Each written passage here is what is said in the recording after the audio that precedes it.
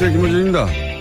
오늘 있을 예정인 문재인 대통령과 시진핑 주석과의 만남을 앞두고 북한이 ICBM까지 쏜 마당에 사드 배치가 더욱 필요해졌다는 논리로 중국을 설득할 수 있지 않느냐 하는 말들이 나옵니다. 양국 이해가 첨예하게 엇갈리는 외교 안보가 그렇게 간단하지가 않죠.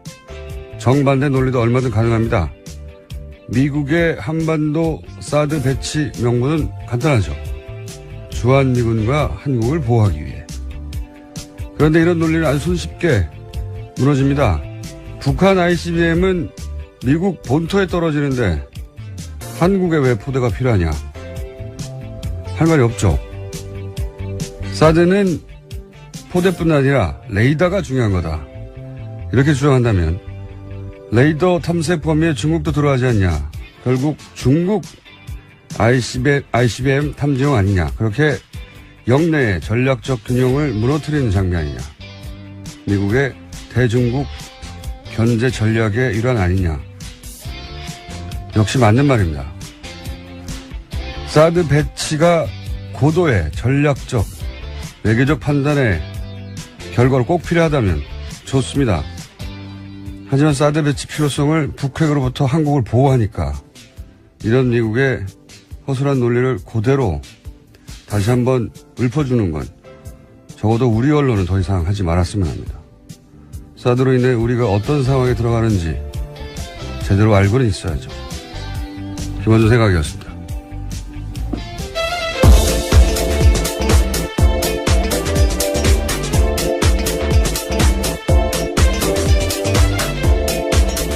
시사인의 김은지입니다.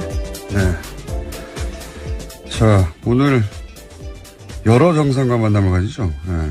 네, 문재인 대통령 4박 6일 독일 순방 일정 시작됐습니다. 오늘 시진핑 중국 국가주석과 첫 정상회담 가지고요. 또 퀘르보 재단 초청으로 한반도 평화 구축과 남북관계 통일 등 주제로 연설합니다. 또 이어서 도널드 트럼프 미국 대통령 초청으로 한미일 정상 만찬회동에 참석할 예정입니다.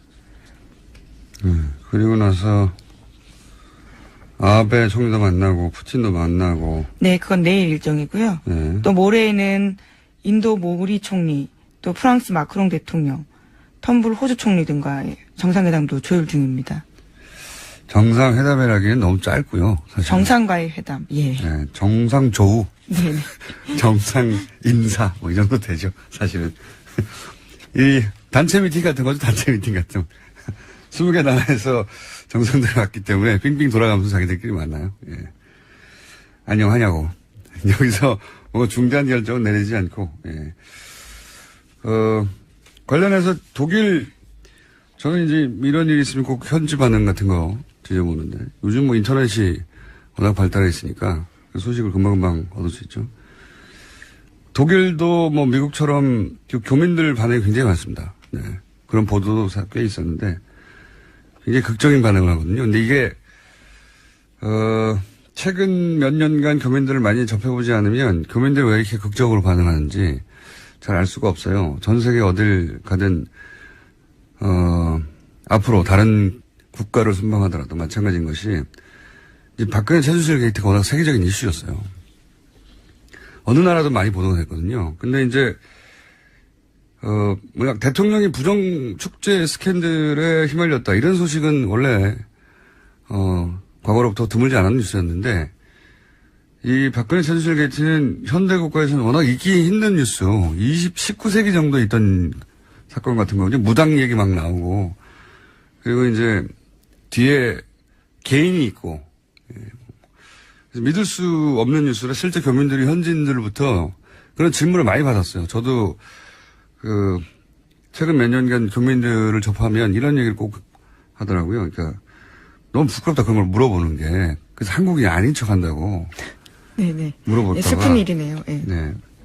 그러다가 이제 촛불 집회가 시작되고 또 그 과정에서 이제 연행된 사람도 한 사람도 없고. 네. 그리고 그렇게 대규모 집회가 오래 진행됐는데 이제 철저히 사법도 절차로 정권이 평화적으로 교체되고 이게 이제 우리가 생각하는 것보다 훨씬 더 놀랍다는 보도가 많이 있었고, 물론 뭐 매일매일 보도됐다는 건 아니지만, 기억에 남을 정도로 보도가 됐고, 그걸 통해서 이제 새로 대통령이 나왔던 사실 때문에, 정치적 성향은 차치하더라도 그 사실 자체에 자부심을 느끼게 된 교민들이 많아요. 네, 지난 대선 때 재외국민 투표 이례적으로 굉장히 높지 않았습니까? 그러니까요. 그런 것들만 보더라도. 그리고 원래 해외 여행만 가도 막 한국적인 걸 보면 마음이 움직이잖아요. 네, 누구나. 근데 이제 교민들은 훨씬 극적이죠. 거기 살고 있으니까. 그래서 내가 한국인이라고 다시 밝히기 시작했고 자부심을 느낀다. 라는 마음을 표현하고 싶은 겁니다. 실제로. 그래서 교민들 반응이 훨씬 진하고. 이번에 메르켈 총리 만났을 때도 문재인 대통령이 이제 메르켈 총리 끌고 교민들 밖에서 기다리고 있는데 그 문 앞, 철문 앞까지 갔다는 거 아닙니까? 독일은 네. 좀 더 특별하죠. 최순실 게이트가 한 축이기도 했었고요. 그렇죠. 예. 네. 그래서 사실은 안민석 의원이 독일 교민으로부터 도움을 많이 받았다고도 하고. 그래서 메르켈 총리하고 우리 언론이 보도된지 모르겠네요. 메르켈 총리하고 그 교민들 앞에서 기다리는 데 가가지고 막 같이 악수하고 자랑하고 싶었던 거죠. 네. 앞으로 정상회담 내용도 내용이지만 실제 현지에서 어떤 반응이 있느냐 하는 관점에서 보자면 교민들의 반응 굉장히 재밌습니다. 찾아보시면 극적이고. 자, 하여튼 정상회담까지 붙이면 거하고 정상조우들이 연달아 와 있겠네요. 다음 뉴스는요? 네, 어제 북한 언론 매체들이 김정은의 반응을 보도했습니다. 자신들의 전략적 선택을 미국이 매우 불쾌했을 거다라는 식의 이야기인데요. 조선중앙TV에서는 이런 보도가 나왔습니다. 독립절에 우리에게서 받은 선물 보따리가 썩 마음에 들지 않아 할 것 같은데 앞으로 심심치 않게 크고 작은 선물 보따리들을 자주 보내주자고 호탕하게 웃었다라는 겁니다. 네. 조선중앙TV에서 이 정도 개그 코드가 들어간 건 처음 보네요. 네. 자, 북한 입장에서는 우리도 이제 미국 니를 타격할 수 있게 됐다. 뭐 이렇게 자신감도 없고 신난다는 거겠죠. 그러니까 개그 코드가 나왔겠죠. 네, 선물 보따리를 심심치 않게 자주 보내주겠다고. 북한 입장에서는 지금 우리도 대등한 눈높이에서 니네와 협상할 수 있는 군사적 지위에 올랐다. 뭐 이런 선언인 셈인 거죠. 여기 대해서 우리도 미사일을 쐈다면서요. 네, 어제 우리 군도 동해안에서 미군과 연합훈련을 실시했습니다. 현무 EA 탄도미사일과 미 8군의 에이테킴스 전술 지대지 미사일을 쐈습니다. 북한의 탄도미사일 발사에 한미가 대응한 것은 처음입니다. 탄도미사일 맞대응 훈련으로요. 제가 기억하기도 그렇습니다. 저기서 탄도미사일 쏘고 우리가 탄도미사일 쏘고 이런 건 처음이네요. 네. 이게 굉장히 그 야당의 논평을 머쓱하게 만들었어요.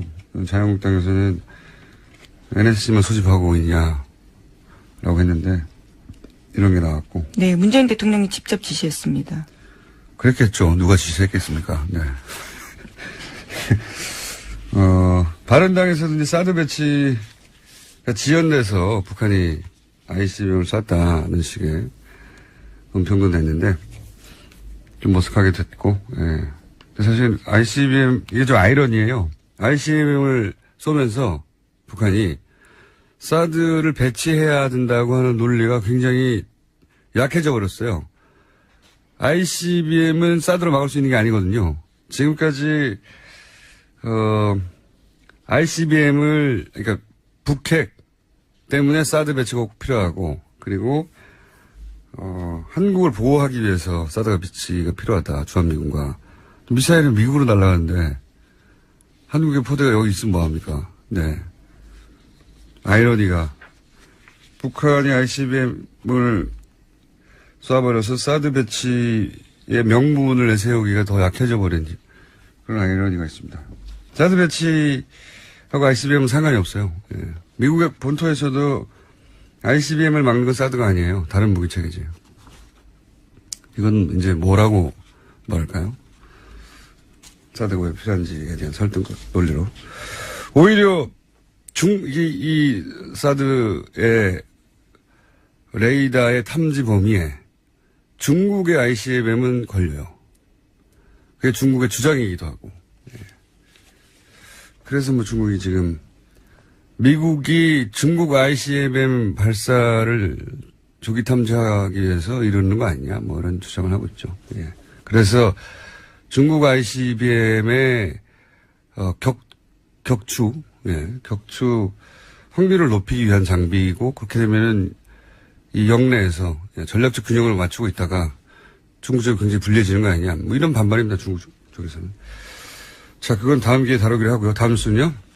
네, 국민의당 제보 조작 사건 소식 계속 전해드리고 있습니다. 이유미 씨가 19대 대선을 하루 앞두고 이준서 전 최고위원에게 전화를 걸어서 무서우니 그만하고 싶다라고 호소했던 사실이 검찰 조사 결과 드러났습니다.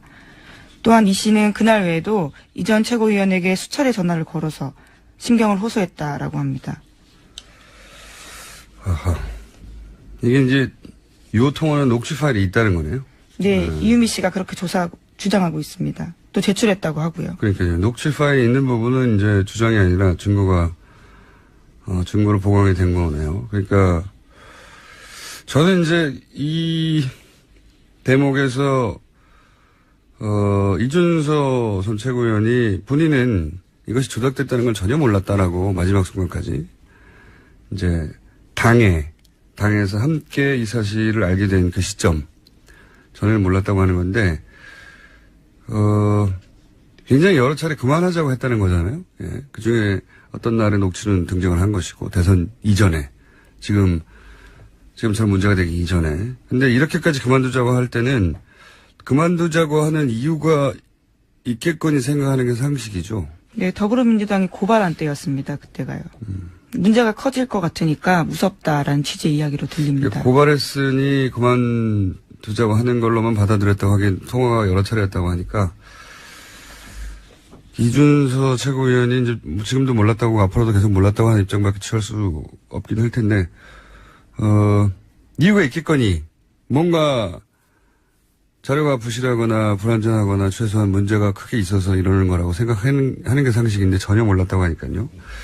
그 부분은 설득력이 좀 떨어지는데 그걸 밝히는 검찰의 몫이죠. 예, 다음 주는요. 네, 지난달 28일에는 국민의당 이용주 의원이 이유미 씨가 검찰에서 단독 범행이라고 진술했다라고 밝힌 바 있습니다. 그런데 이유미 씨는 검찰 조사에서 이준서 전 최고위원이 파일 조작에 개입했다라고 일관되게 주장했다라고 어제 JTBC가 보도했습니다. 그렇군요. 단독 범행이냐 아니냐 이게 이제 가장 초미의 관심사인데 제가 보기에는 이준서 전 최고위원도 이런 주장이 계속 나오고 이런 정황이 계속 나오면 점점 이권 가능성이 높아질 수 있다고 보여지는 보도네요. 자, 이건 추정으로는 여기까지가 한계이기 때문에 자, 다음 뉴스는요. 네. 최순실 게이트 관련된 소식 계속 전해드리고 있는데요. 어제도 이재용 삼성전자 부회장 재판 열렸습니다. 이 자리에 이상화 전 KB 하나은행 본부장이 증인으로 출석했습니다. 최순실 씨 독일 금고직이라고 알려진 인물인데요. 네, 여러 차례 저희도 소개했는데 네. 드디어 증인으로 나왔네요. 네, 이 전 본부장이 특검에서 한 진술이 일부 공개가 됐습니다. 이 전 본부장은 특검에서 글로벌 영업본부장으로 임명된 이유를 묻는 질문에 대해서 최순실 씨의 계획 아래 제가 본부장으로서 영향력을 행사하게 됐다고 생각했다라고 증언했습니다. 그게 무슨 말이죠? 그러니까 최순실 탓이라는 거죠. 그러니까 본인이 본부장으로 간 것은 최순실이 원했기 때문이다. 그리고 그 자리에 가게 해줬기 때문이다. 그렇죠. 네. 그러면 왜 최순실 씨가 이상화 전 본부장을 그 자리에 가도록 만들었느냐 이게 중요하잖아요. 그게 핵심인 것 같은데. 거기에 대한 자기의 추정도 나와 있습니다. 네. 해외 지사의 선정이나 외환관리 규정, 프로젝트 참여 등 본인의 계산 아래 짠 계획을 자신을 이용하려고 했다라고 보고 있고요. 저희가 계속 추정해왔던 바죠. 네. 해외 인맥도 최순실 씨가 있기 때문에 그런 차원에서 자신을 이용하려 한 것 같다라는 식의 이야기를 했다고 합니다. 그러니까 어쨌든 자기가 그 자리에 갔던 것은 최순실 씨가 원했기 때문이고, 그건 뭐 계속 추정해 왔던 바고, 실제 여러 가지 정황으로 그렇게 드러났고, 그리고 그렇게 대통령 혹은 안종범을 통해서 그런 일을 했다는 건 뭐 보도가 여러 차례 됐죠. 근데 이제 그 이유가, 본인 생각하기에도 여러 가지 해외 사업을 할 때 자기를 필요로 했기 때문이다. 본인 힘으로 처음으로 이제 나왔다는 게 의미가 있네요. 예, 특검 진술이 공개가 되어서요. 어제 눈길을 좀 끌었습니다. 알겠습니다. 다음 뉴스는요?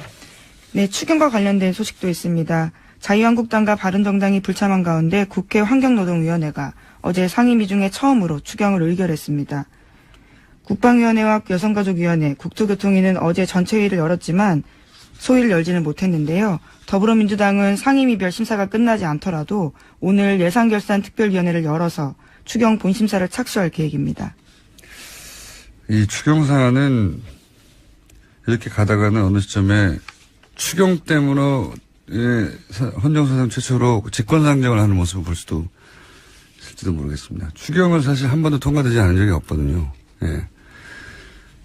정권 출범 이후에 2달까지 정부 구성이 안 된 것도 처음이고요. 예. 추경이 통과되지 않고 있는 것도 처음입니다. 그러니까 정부가 출범을 못하고 있는 거죠, 제대로, 사실은. 네, 국회법 따르면 상임위별 예비 심사 끝나지 않더라도요. 정세균 국회의장 판단하에서 회부할 수 있습니다. 그러니까요. 그러니까 추경은 통과되지 않은 적이 없어요. 한 번도 없는데 추경 때문에 직권상정을 하는 모습을 볼 수도 있을지도 모른다는 거죠. 이 상태로 가면. 네. 정부 구성이 2달까지 안 된 경우도 없어요. 네. 장관 임명이나 이런 게. 그게 이제 언론에서는 크게 보도가 안 되고 있는데 만약에 보수 정권에서 이런 일이 있었다면 정부 출범부터 발목을 잡는다고 뉴스가 아주 쏟아졌겠죠. 난리가 났겠죠. 민생 때문에 어쩌다고 추경 막리에 아니라 민생을 지금 도탈에 빠뜨리다고 난리가 났겠고 그런 뉴스가 워낙 없다 보니까 이렇게 오랫동안 이런 일이 벌어지고 있다는 게 대중들한테 잘 전달이 안 되고 있는 거죠. 하지만 엄청나게 붙잡고 있는 겁니다. 엄청나게. 이런 적은 처음이기 때문에. 자, 다음 뉴스 한 2개 정도 더 전할 수 있을 것 같습니다. 네, 어제 홍준표 자유한국당 대표가 취임 후 처음으로 친박계 핵심 의원들과 대면했습니다. 그 자리에서 홍문정 의원은 이런 말을 했는데요. 우리가 전국 정당으로 거듭나려는 상황에서 그런 배려가 좀 있었으면 좀 좋지 않았을까. 호남이 됐든지라는 이야기를 했는데 홍준표 대표가 자신의 측근이자 부산 출신인 이종혁 전 의원을 최고위원에 임명한 것에 대해서 비판한 겁니다. 또 최경환 의원도 이렇게 말했는데요.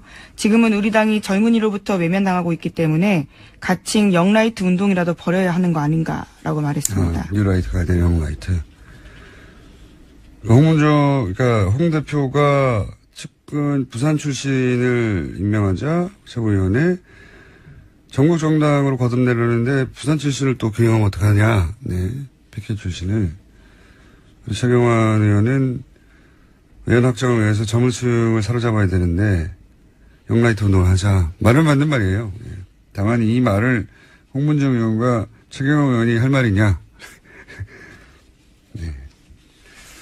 본인들 때문에 영라이트가 안 되고 있는 거 아닐까요? 네, 최경환 의원 같은 경우에는 현재 중소기업진흥공단이라는 곳에 채용에 개입했다는 혐의로 재판받고 있는 중이거든요. 자신의 인턴 출신이었던 사람을 2,999등 했는데도 취업을 성공시킨 바가 있다라는 혐의를 받고 있습니다. 네. 어쨌든 지금 이 뉴스가 전하는 바의 핵심은 어제와 마찬가지로 홍준표 대표가 사실은 당내 주류로부터 비토당하고 있다는 거죠. 예. 이런 장면을 보면 이 정치가 하루 앞도 예측하기 힘들다는 게 다이나믹하다는 게 홍준표 대표를 갑자기 응원하고 싶어지는 마음이 처음으로 생기는 분들이 좀 있을 수도 있습니다. 예, 자유한국당 내에서 비주류로 네, 그래서 비토당하고 있습니다. 자신의 SNS에 이렇게 썼습니다. 소수 구박이 구박해도 혁신을 멈출 수 없다. 그러니까 친박 세력들을 구박이라고 이제 표현한 거죠. 알겠습니다. 이 싸움은 뭐 금방 끝날 것 같지는 않고 그래서 원내대표와 대표가 서로 전혀 다른 말을 하고 대표가 이런 말을 하면 원내대표가 뒤집고 정우택 원내대표가요. 원내대표가 뒤집을 뿐만 아니라 인터뷰를 해서 대표가 지금 뭘 모르고 있다는 공개적인 자기들끼리 싸우는 게 아니라 여론전도 하고 있는 겁니다. 예. 예측치 못한 상황이에요. 다이나믹합니다. 다음 뉴스는요? 네, 세월호가 목포 신항에 도착한 지 오늘로 99일째입니다. 그런데 화물칸에 뒤엉켜 있는 차량을 빼내는 작업이 쉽지 않아서요. 8월 말까지 완료하려던 전체 일정도 늦어지고 있습니다. 99일이나 됐네요, 벌써. 근데 아직도 거기에 실려있던 차량도 못 빼고 있다는 거잖아요. 예. 자, 이 세월호 관련 뉴스는 저희가 모아서 한번 따로 특집을 마련해야 될 것 같습니다. 워낙 단발적으로 나오고, 그리고 예상보다 오래 길어지고 있기 때문에. 자, 어제 그리고 최동욱 총장 인터뷰가 잠깐 화제가 되기도 했었죠? 네, 어제 JTBC 나왔습니다. 그러니까요. 국정원 수사하려고 하다가 날아간 분이죠. 재밌는 뒷이야기인데, 여기까지만 하죠. 최정욱 전 총장의 직접 듣기로는 사실 국정원 수사가 시작될 때 초기에 청와대에 문의를 했다고 해요. 정권 초기였죠. 네. 청와대는 이 사안에 대해서 어떻게 생각하고 있냐. 문의를 했다고 해요. 근데 청와대에서 그랬다는 겁니다. 원칙대로, 법대로 해라. 그래서 본인은 잘 됐다. 그래서 아주 원칙대로 해야지. 이렇게 생각하고 본인이 가장 신뢰하는 후배 윤석열 검사에게 마음껏 해! 라고. 그렇게 마음껏 수사를 해버렸더니 어느 순간 자기하고 다 날아가 있더라고. 네.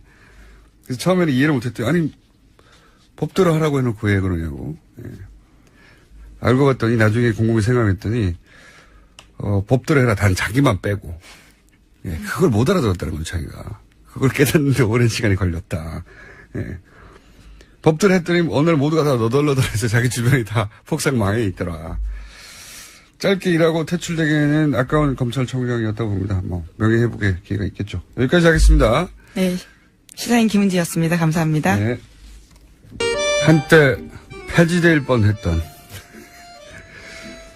그러나 지난주부터 다시 분위기가 올라오고 있는 내부자들 더불어민주당 안민석 의원과 자유한국당 김성태 의원님 나오셨습니다. 안녕하십니까? 네, 대통령 전용기를 타고 온 안민석 의원입니다. 평생 텀 타보셨죠? 네. 네, 김성태 의원입니다. 반갑습니다. 김성태 의원님, 예. 전용기 타보셨어요? 못 탔습니다. 여당 10년 동안에 한 번도 못 타셨어요? 그렇습니다. 이게 아무 의원이나 태워주는 게 아니에요.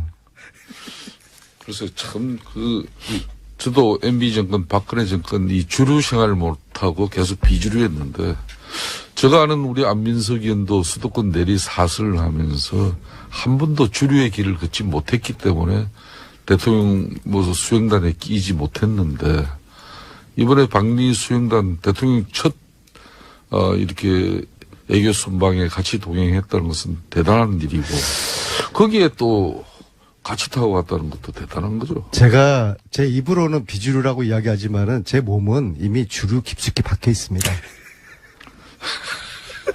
근데 그렇지 않아도 요즘 안민석 의원 어깨에 힘이 많이 들어가 있는데 예. 이번 성과로 얼마나 힘을 더 주고 다닐지 참 사실상 안민석 의원이 귀국한 다음 날 같이 이제 저기 소주를 한잔 했어요. 예.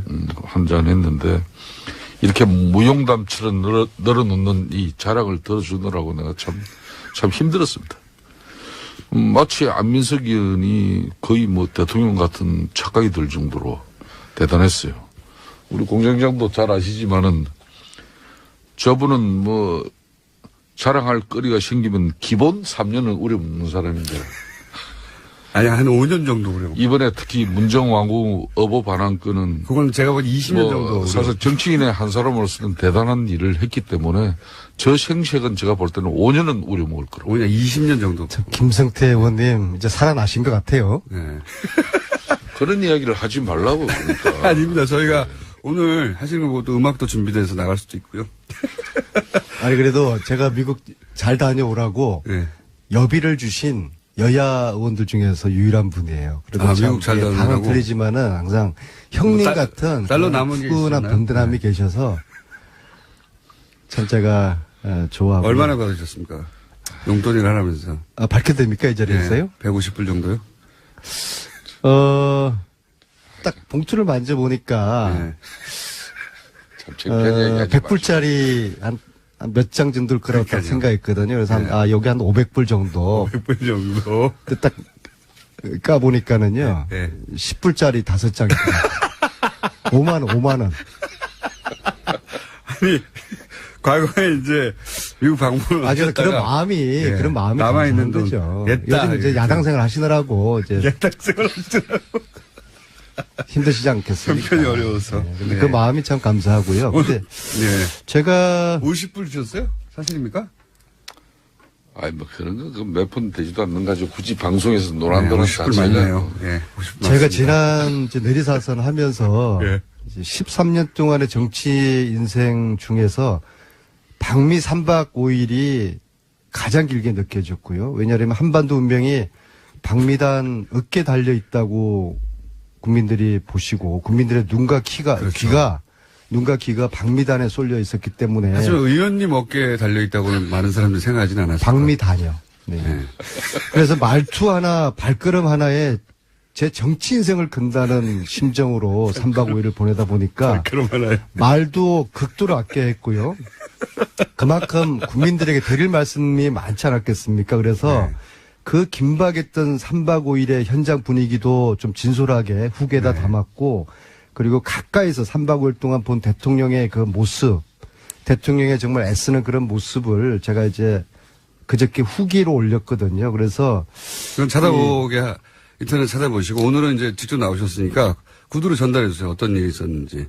기억에 남는 인상적인 장면들. 예. 제가 이제 제 홈페이지에 올린 글을 보시고서 보신 분들이 글이 참 이렇게 재미있고 쫀득쫀득하다라고 좀 뭐 책 광고로 과찬하시는 이어 분들이 가시려고 그러는 거죠, 지금? 아닙니다. 특히 저는 주목을 했던 게 그 미국 의회를 방문했던 그 2시간 동안의 긴박했던 그 순간. 국내에서도 화제가 되긴 했는데, 근데 국내 기자들 누구도 그 자리에 계속 앉아서 내용을 듣지 못했기 때문에 그 상하원 지도자들이 한 자리에 모이는 게 어려운 일이다. 그리고 생각보다 굉장히 길고 그 밀도 있는 대화가 오갔다. 여기까지는 전달이 됐어요. 근데 그 내용이 네, 직접적으로 그 뭐죠? 내용을 저도 과연 기자가 배석되지 않은 가운데 상하원 의원 약 20여 분과 안민석 의원, 김경수 의원, 정치인에서는 딱 두 사람밖에 없었고. 사람인데 예. 물론 외교부 공무원들도 좀 일부 외교 공무원, 외교부 강경화 장관하고요. 한 분인가 뭐 있었다고 안보실장, 정치실장, 네. 예. 그리고 박수현 대변인, 김경수 의원이었는데요. 네. 나머지 분들은 네. 영어를 잘 못 알아들으시고. 그러니까 굳이 저 이야기를 안 해도 이제 되는데 그 김경수 영어를 잘 알아들으시는 그 정책실장, 네. 정책실장께서는 이제 와튼 스쿨 나오신 분이고요. 네. 그 다음에 안보실장 외교관 출신에게 영어 잘하시고 강경화 장관님 워낙 뭐 잘하시고. 영어 완벽하시고요. 근데 이분들은 이런 좀 내부의 그 뜨끈한 그런 핫한 이야기들을 전달을 못 하시잖아요.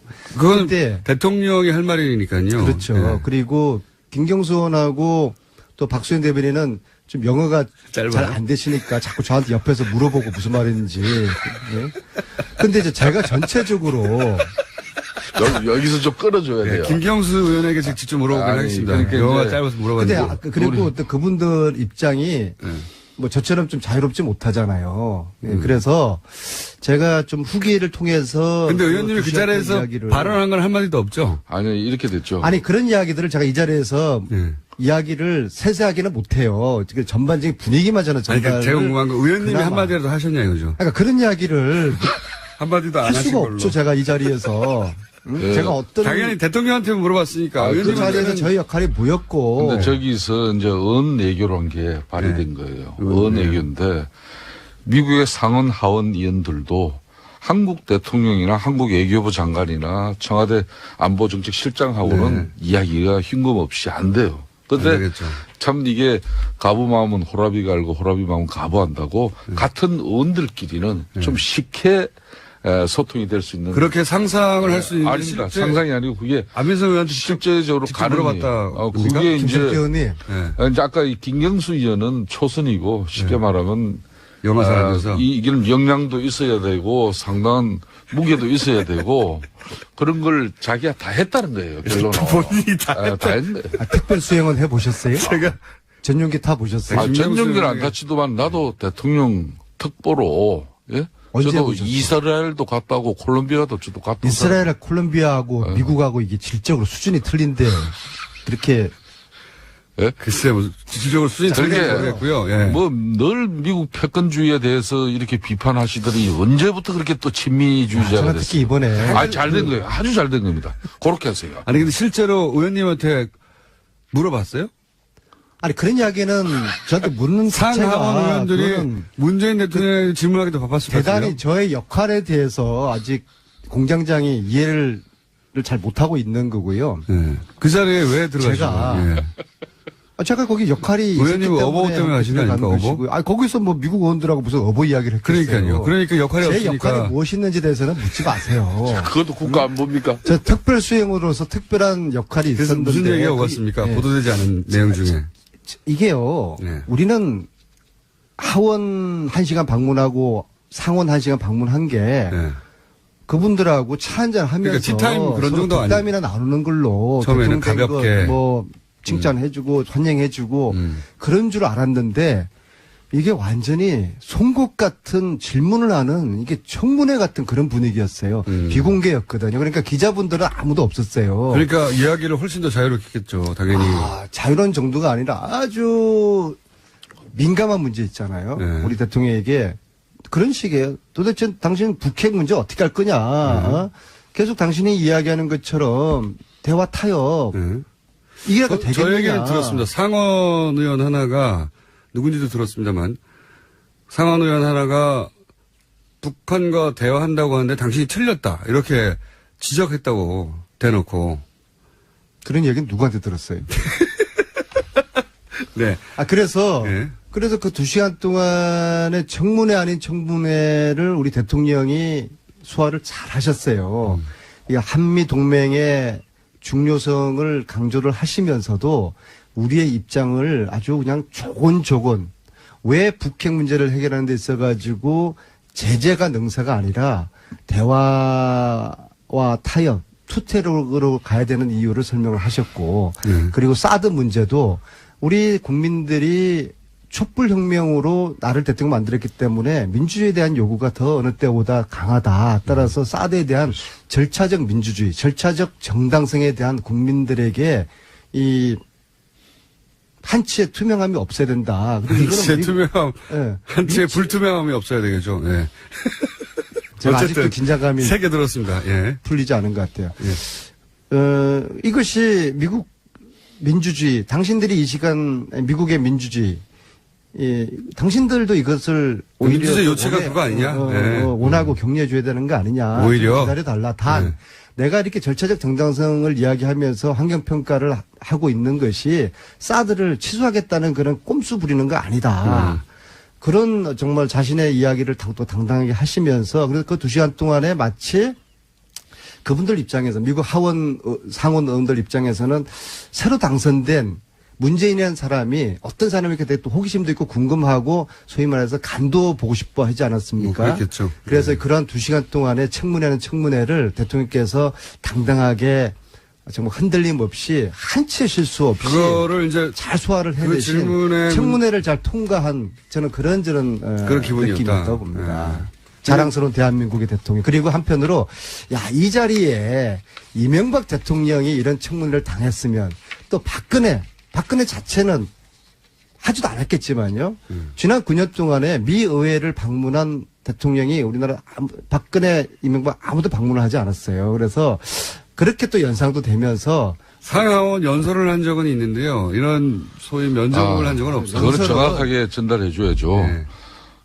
대통령이 미국에 방문할 때 국빈 방문인되면은 네. 상하원에서 연설을 연설을 합니다. 합니다. 예. 이번에는 아시다시피 국빈 방문은 실무 안 되었죠. 연설이라는 거야. 네. 뭐 주어진 온거 가지고. 그렇지만은 상하원 의원들 약 근데 20여 분을 이렇게 모시고 그들이 궁금해하고 그런 건 처음이에요. 의혹을 가진 이런 부분은 이번이 처음이죠. 미 의회에서 일문일답을 2시간 동안 즉흥적으로 질문을 받아서 대답을 하고 또 이것을 무난하게 소화를 해낸 대한민국 대통령이 저는 참으로 자랑스러웠고요. 그다음에 그 옆에서 보시니까 내가 저 자리에 있었으면 내가 저런 대답을 할 수 없었을 텐데 이런 생각을 하셨습니까? 저는 뭐 발끝에도 못 돌아가고요. 트럼프 입장에서는 저는 우리 대통령에 대한 예우를 잘 해줬다고 봐요. 왜냐하면은 영빈관에서 3박을 하셨거든요. 이례적인 일이에요. 영빈관은 이틀밖에 의례적으로 내주지를 않아요. 그 다음날 비었나 보죠, 뭐. 근데 참 청와대 지금 홍보실 청와대 대변인이 청와대 국민소통 수석이 지금 대통령의 그런 방미 행적이나 또 활동상에 대해서 온 국민들에게 너무나 잘 이렇게 언론 지상 매스컴을 통해서 알리고 있는데 굳이 안민석 의원까지 사선위원회 되고 지금까지 무줄도사로 유명하신 분이 그렇게 너무 좀 심하게 말은 생각하신다. 비주류, 몸은 주류 핵심. 그렇지만은 이제 사실상 근데 그 자리에 있었던 사람은 없었기 때문에 이번에 대통령 여야, 아니, 그 상하원 예. 미팅은 처음 유일하게 유의하게 의원 중에는. 그래서 지금 뭐 그랬기 때문에. 후기지만은 그 분위기를 안민석 의원이 다 파악을 했다는 거예요. 그래서 그 상당히 그래도 네, 제 입이 정말. 근질근질해요. 더 드리고 싶은 말씀이 네, 다 지나갔는데요, 뭐. 핫한 이야기들 참 많은데. 핫한 이야기. 그럼 하나만 더 해봐 주세요. 핫한 이야기. 뭔가 이제 보도가 되지는 않았는데 그때 당시 이런 일이 있었고 그 굉장히 인상적이었고 재밌었다 혹은 뭐 감동적이었다 혹은 뭐 당황했다 뭐 이런 거 있지 않습니까? 제가 김호중 공장장을 네. 알고 연구한 지가 10년이 됐는데 네. 이런 그 미끼에 제가 넘어가지를 않고요. 잘 넘어가시죠. 단 한 아주. 가지만 제가 말씀드릴게요. 하원은 9명, 1대 9의 그런 청문회가 있었고요. 네. 상원은 11대 1이었어요. 11대 1. 예, 예. 그래서 1시간씩. 주요 인사들이 다 왔다는 건 제가 그럼요. 들었습니다. 뭐 예. 원내대표들, 국방위원장, 외교위원장 다 오고요. 그런 사람들이 한 자리에 모이기는 힘들다는 얘기까지 들었고요. 그런데, 네. 그러니까 하원, 상원 따로따로였어요. 김숙태 의원은 압니다. 그 자리에 네. 안 계셔서 자꾸 이게 한 자리에 있었던 걸로 혼동하시는데, 자, 하원은 그래도 예의를 깍딱이 갖춰 줬어요. 네. 왜냐하면 처음부터 끝까지 1시간 동안 9명이 저는 그 자리에서 정중하게 우리 대통령과 질의응답을 나눴고요. 네. 상원, 네. 이 11분은요, 끝날 때쯤 되니까 4명밖에 안 남아있더라고요. 얘기하다가. 사실 좀 제가 기분이 막 좀 불편했습니다. 나가던가요? 네. 뭐 중간에도 왔다리 갔다리 하고 네. 끝났는데 만약에 트럼프 대통령이 우리 국회에 왔는데 끝날 때쯤 돼가지고 앉아있던 의원들이 절반이 자리를 떴다. 이게 상상할 수가 없는 거죠. 그래서 이게 정말 우리 힘없는 나라의 참 서러움. 근데 그게 제가 알기로는 시간 조정을 우리가 그렇게 억지로 했다고 들었어요. 자, 11시 45분까지였어요. 예. 11시 45분까지 예정됐는데 한 10분 정도가 오바됐습니다. 예. 자, 다시 역지사지로 트럼프가 왔는데 트럼프하고 우리 국회의원하고 저하고 김숙태 의원을 만나는데 예정된 시간보다 10분이 늦었다. 그런다고 우리가 다른 약속 있다고 가겠습니까? 1시간이 늦어도 우리는 앉아있어야 되는 거죠. 우리 그래서 정서는 우리가 힘을 그런데 빌려야 되겠다. 거기는 뭐 시간 관념. 우리 정서는 그런데 거기는 또 그렇지 않은 차이가 있는 아니 거죠. 왜 미국의 입장에서 그들을 이해를 하세요? 그러니까 우리한테 우리의 입장에서 네. 좋아요. 그들을 또한 바라보는 가지 더 우리의 중요한 민족의 것은 자존이 이번에 중요한 것이죠. 김석태 의원님. 대통령이 이제 이번에 트럼프를 만나고 특히 미국의 상하원들을 만나면서 한미 동맹이 갖는 그런 무게감이나 또 북핵을 비롯한 이런 안보 위협의 이중함을 그런 걸 생각했을 때 이번 방미는 사실상 대통령이 미국 순방길 오르기 전에는 상당히 위험했어요. 이게 제대로 되겠냐 하는 정도까지.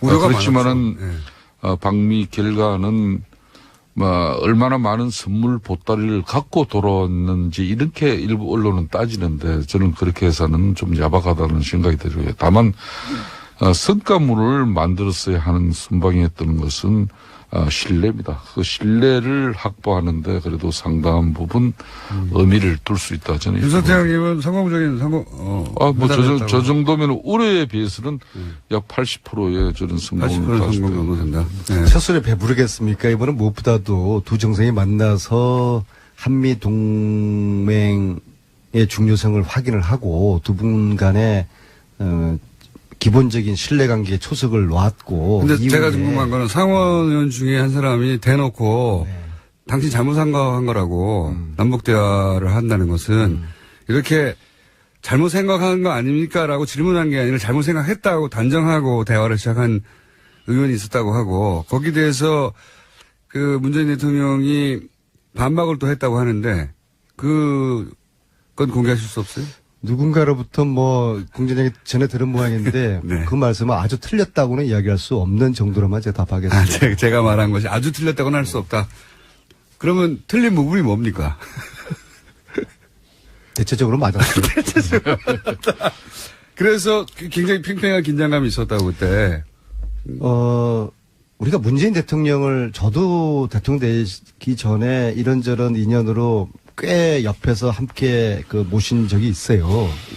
제가 교육원수원장도 했고 얘기를 간사하면서 전국적으로 투어도 같이 당대표실을 했고. 근데 대체적으로 우리 국민들이나 우리 당내 특히 의원들이 문재인 대통령께서는 사람은 참 좋고 인기가 훌륭한 분인데 좀 굉장히 너무 진중한 나머지 좀 답답한 면이 있다. 혹은 좀 그런 물렁물렁하다. 느낌인데 예. 저는 이번에 3박 5일 동안에 제가 본 문재인 대통령께서는 정말 이건 외유내강이다. 정말 내공의 깊이가 저렇게 깊을 수가 있냐. 비행기 또 타시려고 자꾸 그런 거 아니에요, 지금? 하원 의원들 20명 앞에서 그 청문을 하시면서 네. 그 2시간 동안에 한치 흐트러짐 없이 자신의 이야기를 조곤조곤 하면서 정말 저는 막판에 제가 가슴이 울컥했어요. 미국 국회의원들이 고개를 끄덕끄덕 하면서 속으로 그런 표정이었어요. 저 정도면은 대한민국 새로운 대통령이 우리와 대화의 파트너가 되겠구나. 신뢰할 만한 그런데 안민석 구나 의원님. 라는 그 표정이 제가 역력히 읽어지더라고요. 그래서 네. 대한민국의 현장에서의 무슨 감동이 아직 가시지 않은 것 같아요. 그러니까 네. 저런 감동을 저렇게 오래 가져가면 안 돼요. 제가 이런 지금은 사람이 아니지 않습니까? 방미 제가 얼마나 깎아낸 성과를 사람인데. 이렇게 자아자찬하고 있을 때가 아니에요. 예. 우리가 방미 성과로 주도권을 찾았다고 그렇게 말씀을 했지 않습니까? 그런데 그렇게 우리가 주도권을 찾고 남북관계에서 특히 우리 정부가 주도권을 찾았는데 그런 축배를 들고 있는 사이에 당장 지금 북한은 ICBM 쏘아 올렸지 않습니까? 어제 문재인 대통령이 한미연합에 북한을 사실상 공격을 저지할 수 있는 미사일 훈련 시킨 거 이거는 정말 잘한 거예요. 이렇게 계속 미국 갔다 와서 그 분위기에 지금 젖어 있을 때가 아니에요. 상황은 하루 1분 1초가 달라져 가고 있는데 거기에 맞는 이야기를 해야지. 왜 안민석 의원님은 말이에요. 오늘 그냥 미국의 대통령 순방길에 이미 그거는 일주일 전에 상황이 돼버린 걸 워낙 가지고. 처음 갔다 온 예? 거고요. 참 옛날에는 안 저랬었는데. 안 저랬었는데. 지금 거의 좋은 일만 있습니까? 한편으로는 FTA 재협상이나 또 방위비 분담 정대 압박이라든지 이런 부담을 크게 안고 온 것도 있잖아요. 이런 이야기도 또 솔직히 이야기를 할 건 하면서 그래도 미국의 상하원 의원들 문재인 대통령에 대한 어떤 불신과 의혹을 해소하는 데는 상당히 이번에 큰 역할이 이루어졌다. 그게 안민석 의원의 역할의 상당한 부분이지 않습니까?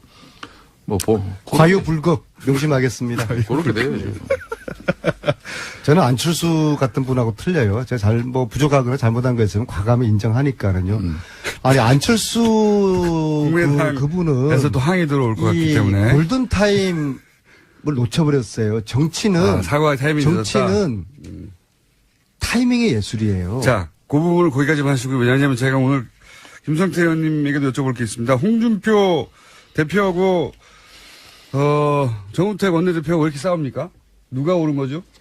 아직은 싸우는 단계라고 볼 수는 없는 거죠. 이미 싸우기 시작한 것 같아요. 이분들은 제대로 싸우면은 있는 거는 싸우는 거 아니죠. 제가 볼 때는 이제. 누구 말이 옳습니까? 어쨌든 지금 막 붙었잖아요. 홍준표 대표가 이렇게 하자고 지금 여당 하는 거 좀 도와준 다음에 봐가면서 공격하자고 했는데, 아니다. 정우택 대표는 지금 홍준표 대표가 당내 분위기를 잘 모른다.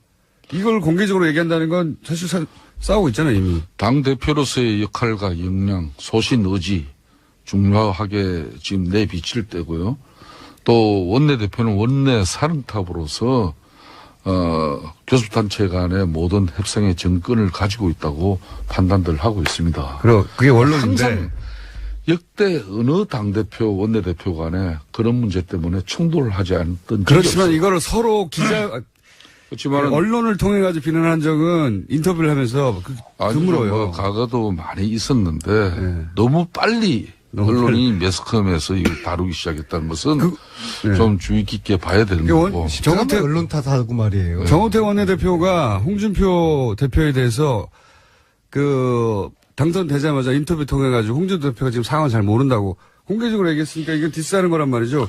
이거 누가 옳은 겁니까? 저는 홍준표 대표의 일간의 이야기를 제가 편든다기보다는 사실상 이 인수위도 없이 출범한 정권이기 때문에 일정 부분 인사 준비의 검증 이런 부분에 많은 허술함이 드러났어요.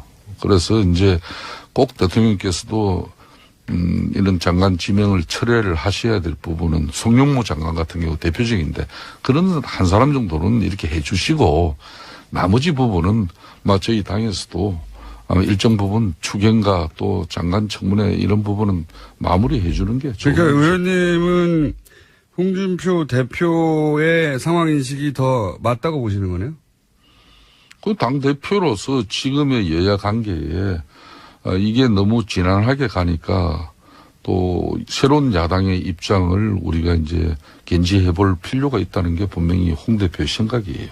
그렇지만은 정우택 대표는 또 지금까지 한 2달 동안 교섭단체 대표로서 여야 관계에 또 힘의 균형을 위해서 또 애쓰는 부분이 있기 때문에 둘 중에 한 사람 편을 들어야 하면 의원님은 누구 편을 드시겠습니까? 참 하여튼 김우중 공장장은 지금 초등학교 1학년 3반 애들 데리고 방송하는 식으로 엄마가 좋아, 아빠가 좋아. 오늘 대화 내용이 그랬어요. 그런 식으로 아니, 모처럼 홍준표 대표가 맞는 말을 하신 것 같아요. 네. 자, 정권을 문재인 대통령에게 국민들이 주었으면은 문재인 대통령이 원하는 개각을 할 수 있도록 해보라고 한번 하고 기회를 줘야 되는 것이죠. 그런 다음에 그리고 평가를 하자는 게 그렇죠. 홍준표 그렇게 대표의 반대했던 이야기고. 강경화 외교부 장관 이번에 훌륭하게 역할 정말 이분 제가 보니까 철의 여인이더라고요. 연인이요?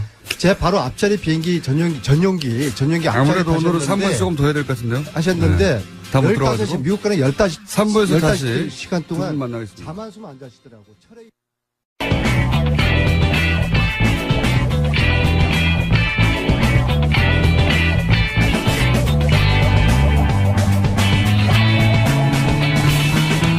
김어준의 뉴스 공장. 네, 내부자들이 마무리가 안 돼도 항상 끝내왔는데, 네, 오늘은 두 분 다 꼭 했어야 하는 얘기를 못 듣다고 해서 3분만 드리고, 내부자들을 잠시 이어가겠습니다. 안민석 의원님과 김성태 의원님. 김성태 의원님이 이야기를 하시다가 중요한 이야기인데 마무리 못 했다고, 제가 마지막 질문은 홍준표 대표와 정우택 원내대표 간에 좀 갈등이 있는 것 같은데, 이거 어떻게 정리해야 되냐고. 예. 자유한국당은 이제 야당입니다. 제1야당으로서 살기 위해서라도 변화되어야 되는 것이고 그렇기 때문에 여야 관계도 과거에 우리가 민주당의 야당 정치를 신랄하게 공격한 적이 있었습니다. 지금 우리가 야당 되었다고 해가지고 그 방식 그대로 지금 우리가 야당 정치 행위한다는 것은 국민 정서에 맞지 않아요. 그렇기 때문에 이번에는 홍준표 당대표도 이제 지금까지의 독단적인 때로는 가한 발언이나 또 당이 전체 하나로 끌어갈 수 있는 그런 어려움을 야기시킬 수 있는 발언도 많이 했습니다만은 그렇지만은 지금은 여야 관계를 통해서 추경 문제라든지 또 장관 청문회 문제라든지 정부 조직 개편 법안 이런 문제는 조속하게 처리하고 넘어가는 거 맞아요. 그 부분에 많이 잘못이 발생된다면은 홍준표 대표 말대로 그거는 문재인 정권이 또 책임을 져야 되는 것이고 그렇기 때문에 지금은 홍준표 당대표의 그런 이번 전당대회를 치르고 난 우리 당원들의 뜻을 아마 가지고 본인이 일성을 날린 것 같은데 그 입장이 상당히 존중될 필요는 저는 있다고 봅니다. 정우택 원내대표가 지금 홍준표 대표가 뭘 모르는 것 같다고 하는 거는 그 말이 아니라 홍준표 대표의 주장이 맞고 거기 힘을 실어줘야 된다는 게 의원님 생각이신 거네요. 말하자면. 아무래도 이제 당 대표와 원내 대표 간에 특히 홍준표 대표는 원외입니다. 지금 현역 그렇죠. 의원이 아니에요. 네. 현역 의원도 아닌 상태에서 당 대표를 맡고 있기 때문에 특히 원내에서 교섭단체 간에 지금 현재 협상이 잘 이루어지지 않고 국회 의사 일정이 제대로 굴러가지 않고 국회에 또 이렇게 넘어온 의사 일정들이 해소가 되지 않고 있죠. 이 부분에 대해서는 그래도 정우택 대표가 잘 알고 있습니다만은 그래도 전당대회를 치르면서 국민들과 당원들의 뜻을 가장 근접하게 받은 사람의 뜻이 홍준표 대표의 뜻이니까 예. 당분간은 이분의 뜻을 존중하는 것도 우리 당이 크게 발전하는데 도움이 되리라고 김성태 의원님의 저 말씀 굉장히 중요하고 의미심장한 이야기인데요. 제가 볼 때는 정우택 원내대표는 친박을 향한 정치를 하는 것이고요. 지금 홍준표 당대표가 말씀하시는 거는 국민들을 향한 지금 정치를 하고 있다 저는 봐요. 그래서 지금 김성태 의원님이 결국에는 홍준표 당대표의 손을 들어준 거거든요. 그래서 지금 정치적으로 중간 지대에 있는 김성태 의원님 또 야당의 아주 핵심 중진이지 않습니까? 지금 뭐 그동안 오갈 데 없이 그런 시선이 됐지만요. 근데 지금 시점에서 홍준표 당대표의 손을 들어준 김성태 의원님의 저 판단은 저는 굉장히 정확한 그리고 앞으로도 후회 없을 그런 판단이라고 보고요. 이왕이면은 권력 있는데 권력 있는데 줄을 서세요. 아니 뭐 홍준표 대표가 무슨 권력입니까? 이게 왜냐하면 뭐 지금 국가 권력을 가졌습니까? 뭐 안 그러면은 지금 현재 공천권을 당상 행사할 수 있는 아니, 이 총선의 본질은 대표입니다. 기본적으로 친박과 홍준표의 싸움이거든요. 그래서 1라운드에서는 당대표 당선으로 홍준표가 압승을 하지 않았습니까? 2라운드 싸움 남은 것은 지방선거 공천권 싸움이 남아있거든요. 그래서 홍준표는 지금 당대표로서 우월한 위치에 있을 수밖에 없어요. 물론 친박의 반격도 만만치 않지만요. 국민들의 이미 친박을 거의 내팽개친 그런 상태지 않습니까? 그래서 가능하면 홍준표 대표가 국민 쪽으로 지금 이동하고 있는 모습은 오히려 저희 여당으로서도 좀 김성태 의원님은 좀 바람직한 1년 거죠. 후에 지방선거를 바라보고 당권 인인 쪽으로 줄을 서야 한다는 거죠? 저는 지금 뭐 그 무줄도사께서 좀 웬 뜬금없는 말씀이시고 자유한국당이 아직 야당으로서의 준비나 자세가 덜 됐어요. 더군다나 야당은 사실상 국민의 지지를 묻고 사는 정당입니다. 지금 국민의 지지와 국민의 신뢰가 존재하지 않는 그런 정당에서 아직 야당이 야당답게 제대로 역할을 하려면은 국민적 지지를 신뢰를 이끌어내야 돼요. 그렇지만은 한마디로 오늘 아침에 김성태, 예. 홍준표 당대표 손들어주다 그거 아닙니까? 그런데 그렇죠. 네. 지금 공약이 어때요? 제목이 나왔습니다. 자유한국당의 네. 현실은 제목이 나왔으니까 이제 끝내죠, 이제. 뭐 그래서 우리가 지금 현재 최소한의 어떤 견제와 비판의 역할도 국민들을 대표해서 대신해서 할 수 없는 상태에서 우리가 선택과 집중을 한다면은 무조건적인 반대는 국민의 뜻이 아니다. 그렇기 때문에 알겠습니다. 제1야당으로서 비록 민주당의 일인 과거에 볼썽사로운 이런 정치 행태를 우리가 답습할 필요는 없다고 봐요. 그래서 홍준표 맞고 정우택 틀리다 그거 아닙니까? 이번 측면에서는 홍준표는 가장 뜨끈뜨끈하게 국민의 뜻을 대변했다고 봅니다. 해방 이후 처음으로 홍준표 대표가 제대로 된 지금 판단하고 있는 것 같아요. 지금 안민석 의원 뭐 오늘 정도 절하하고 아마 다음 방송부터는 또 홍준표 대표에 대해서 아마 신랄한 공격이 더 바로 이어질 겁니다. 앞으로 지켜봐야죠. 알겠습니다. 김성태, 홍준표 줄 서다라고 제목을 정하고. 그렇게 또 이 방송의 문제가 이거예요. 더불어민주당의 네? 안민석 의원, 네? 그리고 빨리 마칩시다. 자유한국당의 김성태 의원이었습니다. 감사합니다. 그렇게 방송을 마무리하면 안 되는데. 100명이 넘는 전국 언론학자들이 KBS, MBC 사장 퇴진과 해직 언론인 복직을 요구하는 성명을 냈습니다. 네. 언론학자들이 이런 성명을 내는 것은 집단 행동에 나서는 것은 이례적인 일인데 이 성명을 주도한 한국예술종합학교 전규찬 교수님 스튜디오에 직접 모셨습니다. 안녕하십니까? 교수님. 네, 안녕하십니까. 교수님의 복장으로 굉장히 프리한 복장으로 나왔습니다. 네. 저희 학교에서는 이렇게 입어야지만 학생들이 교수로 이렇게 그렇습니까? 예. 알고요. 만약에 넥타이를 메고 다니면 혹시 바깥에서 들어온 이상한 사람으로 봅니다. 넥타이까지는 아니시라도 어쨌든 마실 나가는 정도의 복장으로 방송국에 나오셨습니다. 자, 기명으로 보통은 이제 시민단체나 또는 언론 소속 노조가 이런 성명을 많이 발표하는데 교수님들 특히 그 중에서 이제 언론을 전공하시는 교수님들이 기명으로 특정 방송사 사장 퇴진하라 하는 요구는 제가 생각하기 들어본 적이 없는 것 같은데 왜 기명으로 직접 나서신 겁니까? 사실 크게 대단한 일은 사실 아니라고 생각합니다. 그동안은 없었죠, 근데.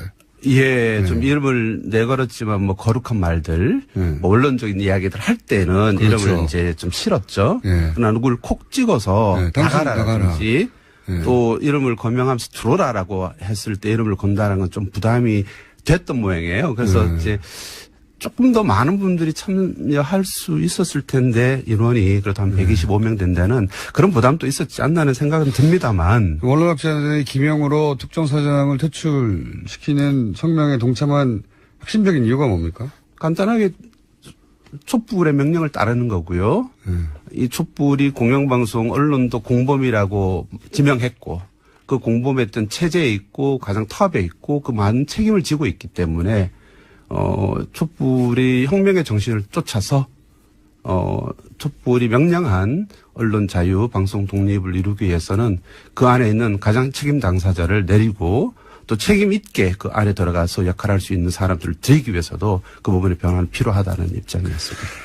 그런데 이제 법적으로 보자면 이분들의 임기가 보장된 MBC 사장 같은 경우에는 제가 알기로는 거의 3년 가까이 남아있고요. 그렇죠? 법적으로는 임기가 보장됐는데 구체적으로 위법한 사항이 뭐 형사적으로든 민사적으로 확실하게 드러나지 않은 상황에서 물러나라고 하는 것은 부당하다고 얘기하지 않겠습니까? 당사자들은? 많은 분들이 그래서 그 지난 2008년 정윤주 사장 건을 자꾸 비교해서 이야기하는데요. 네. 그러니까 KBS, 그러니까 새로운 정권이 들어서고 정권에서 특별히 하자가 없자 정권에서 찍어 누르고 결국은 이제 물러나게 만들었던 그런 강제로 정권이 공영방송의 사장을 물러나게 한 것과 무엇이 다르냐라고 이제 묻게 되는 거죠. 그것이 기억을 우리가 정확히 해야 되는 거죠. 2008년 때 한번 보시면 KBS 앞에 예. 가스통을 둔 군복 입은 아저씨들이 그렇죠. 출격을 했었습니다. 보수단체들이. 예. 예. 공영방송을 빨갱이 방송이라고 지목했고 정윤주 사장을 따지고 보면 이제 빨갱이 방송의 사장으로 사장으로. 지목했었죠. 그렇게 아래로부터 이제 밀어붙이고 위로부터 이제 찍어서 정윤주 사장을 내몰았던 거죠. 법적 책임도 물었었죠. 그렇습니다. 예. 근데 지금은 다르죠. 우리가 언제 뭐 가스통을 들고 우리가 KBS에 가는 거 아니지 않습니까? 그래서 정권이 나서서 찍어서 사장을 내쫓아 보내는 게 아니죠.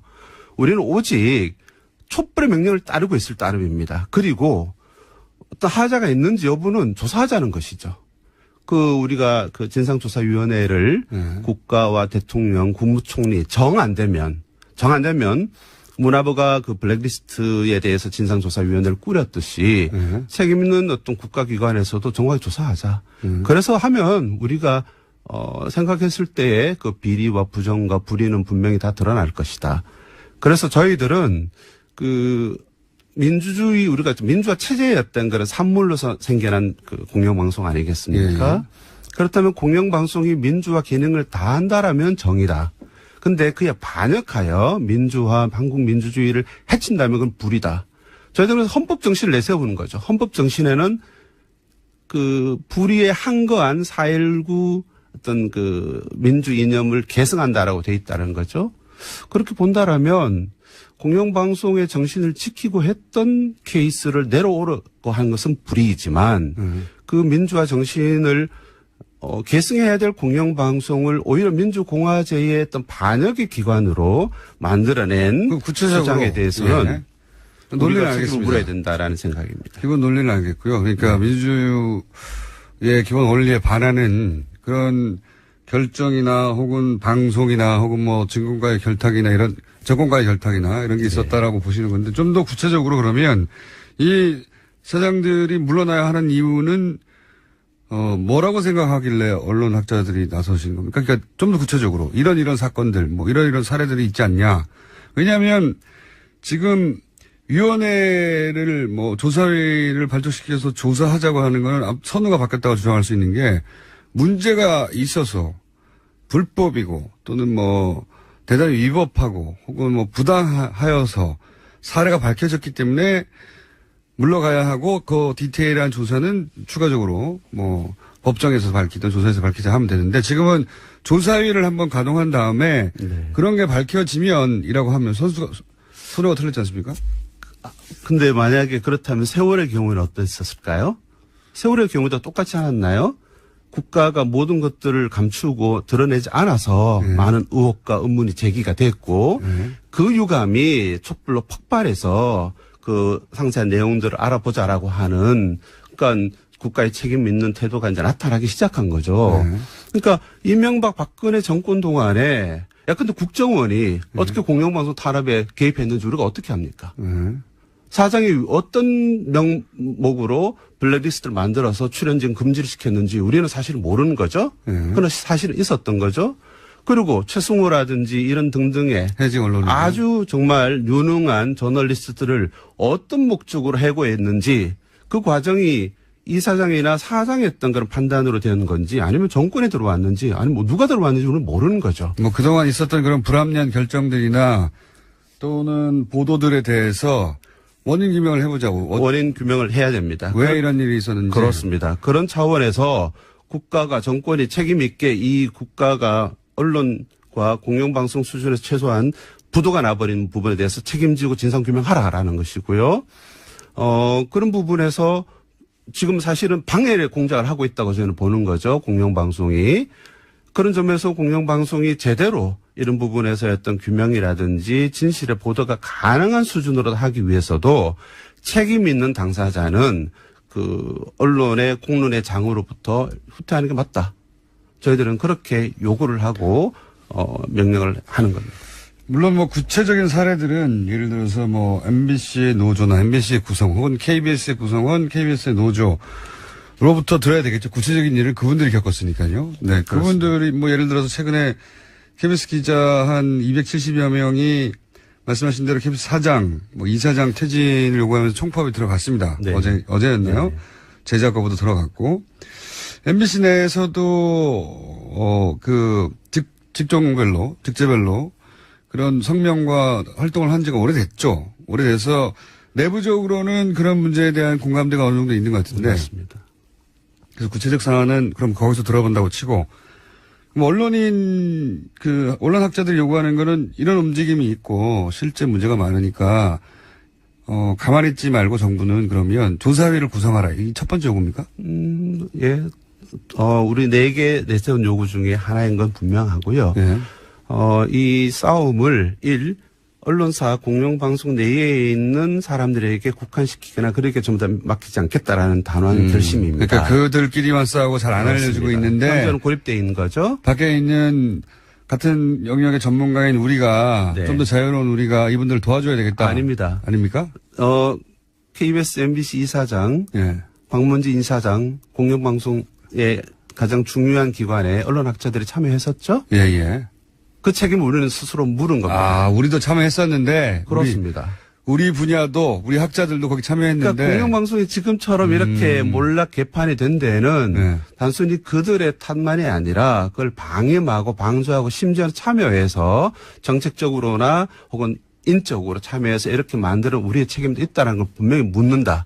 그렇다면 현 사태를 개선하는 것도 우리의 책임이다. 언론학자들이. 이렇게 저희의 자책을 하는 것이고요. 아, 그러니까 이게 이제 관찰하다 보니 그런 문제가 있어 개입하는 게 아니라 네. 이거 언론학자 우리들의 문제이기도 하다. 그렇습니다. 이건 그래서 일종의 자체 고발이고요. 예. 그래서 실명으로 우리 안에 또 적폐가 있었다라는 것을 내세운 것까지는 저희가 용기 있게 용감하게 하지는 못했죠. 더 많은 우리 분들은. 언론학자들 중에 누구누구도 문제 있는 거 아니냐. 우리끼리도 자성해야 된다. 여기까지는 못하셨다고요. 까지는 익명으로 동료들이다 보니. 처리했습니다. 좀 더 많은 분들의 이름을 얻기 위해서 불가피하게 했었고요. 그러나 그 부분은 다시 학교로 돌아가서 학교 내에서 학교에서는 다툴 비판적인 것이다. 어떤 그런 다툼과 문제 제기로서 사실 지식인 사회나 학교가 망했지 않습니까? 지난 정권 동안에. 라는 것들을 책임 있는 언론학회에서부터도 시작하자라는 점에서 그 논의를 사실 시작하고 있는데요. 혹시 KBS 기자들 혹은 뭐 MBC PD들 많습니다. 사실 이런 얘기를 하는 분들은 워낙 보도가 제대로 되지 않아서 MBC 내에서 MBC PD들이 그런 얘기를 한다는 건 MBC가 보도하지 않고요. KBS 기자들이 이런 욕을 한다는 건 KBS가 보도하지 않으니까 있는지를 모르죠. 있는지를 모르는데 실제로는 아주 부글부글하는 이야기들이 많습니다. 저희들이 어저께 기자회견 하는데도 카메라가 2개가 떴는데요. 네. 경향신문이 카메라를 띄워서 이제 동영상으로 배포했고요. 하나는 MBC가 떠서 제가 노조위원장에 물어봤습니다. 여기서 무슨 카메라고 하니까 체증 카메라일 가능성이 높다고 했습니다. 그러니까 우리가 지금 이렇게 중요하게 문제 제기하는 게 고립되고 네. 사실 MBC 안에 싸우고 있는 많은 목소리들이 완전 이렇게 폐쇄돼 있죠. 그분들하고는 혹시 교류가 있습니까? 어저께 나와서 뜨거운 눈빛을 사나이들 사이에서 교환을 했었고요. 처음 있는 일입니까? 사나이들만 교환했겠습니까? 여성분들 당연히 사실은 있었죠. 예. 오셔서 작가분이나 PD분들 오셔서 저희들과 뜨거운 또 포옹도 했습니다. 처음으로 혹시 언론학자들과 이런 그 공영방송 내 구성원들과 만난 겁니까? 언론학자들은 사실 자존심도 세고 또 부끄러움이나 이런 소박해서요. 네. 이렇게 서명은 하지만 직접 가서 하진 직접 않는구나. 나서 이렇게 하긴 되게 어려워서 의외네요, 그것도. 예, 그래서 직접 그 걸음을 했고 많은 분들 MBC 그렇게 기괴하게 큰 거 처음 봤다라고 하신 분들조차 있었습니다. 그 방송국이 상암에. 근데 이사 가고 나서 그 MBC를 처음 가보면 언론학자들이 현장에 가보셔야죠. 뭐 하나는 뭐 수치감이고 하나는 불쾌감이고 하나는 거리감들이 있어서 우리는 학자니까 이런 것도 있군요. 또 꼴보기 싫었던 측면도 아니겠습니까? 싫었던 측면도 있고. 이런 언론학자들이 나서서 공영방송에 공개적으로 문제 제기를 하는 것은 내부적으로 힘들게 싸우시는 이 구성원들한테는 큰 힘이 되겠네요. 예, 말씀드렸다시피 뭐 저희 뭐 언론 등상에 있는 활동가 입장에서 자주 봤던 표정과 어제 몇 분 아니지만 125명 이름으로 학자 학계 이름으로 왔을 때 그분들 대하는 표정은 정말 달랐습니다. 되게 학자들이 이런 자리를 오히려 찾아가서 기자들과 네. 구성원 PD들과 네. 여기서는 학문적인 관점에서의 관점도 그 이론도 논리도 제공하고 그쪽에서는 절박한 상황에 대한 구체적인 사례들도 학자들에게 전달하는 만남의 장이 더 있어야 되지 않을까요? 그래서 제가 이야기할 때 부끄럽다고 말씀드렸고요. 그동안 그렇게 못했던 게. 뭐 개인적으로는 다 인정 안 하고 싶습니다만 다수의 주류 언론학자들은 네. 예, 권력의 주구였다. 권력의 핵심이었다. 그렇기 때문에 현실의 사정을 청취하기는커녕 오히려 조장한 책임이 있다.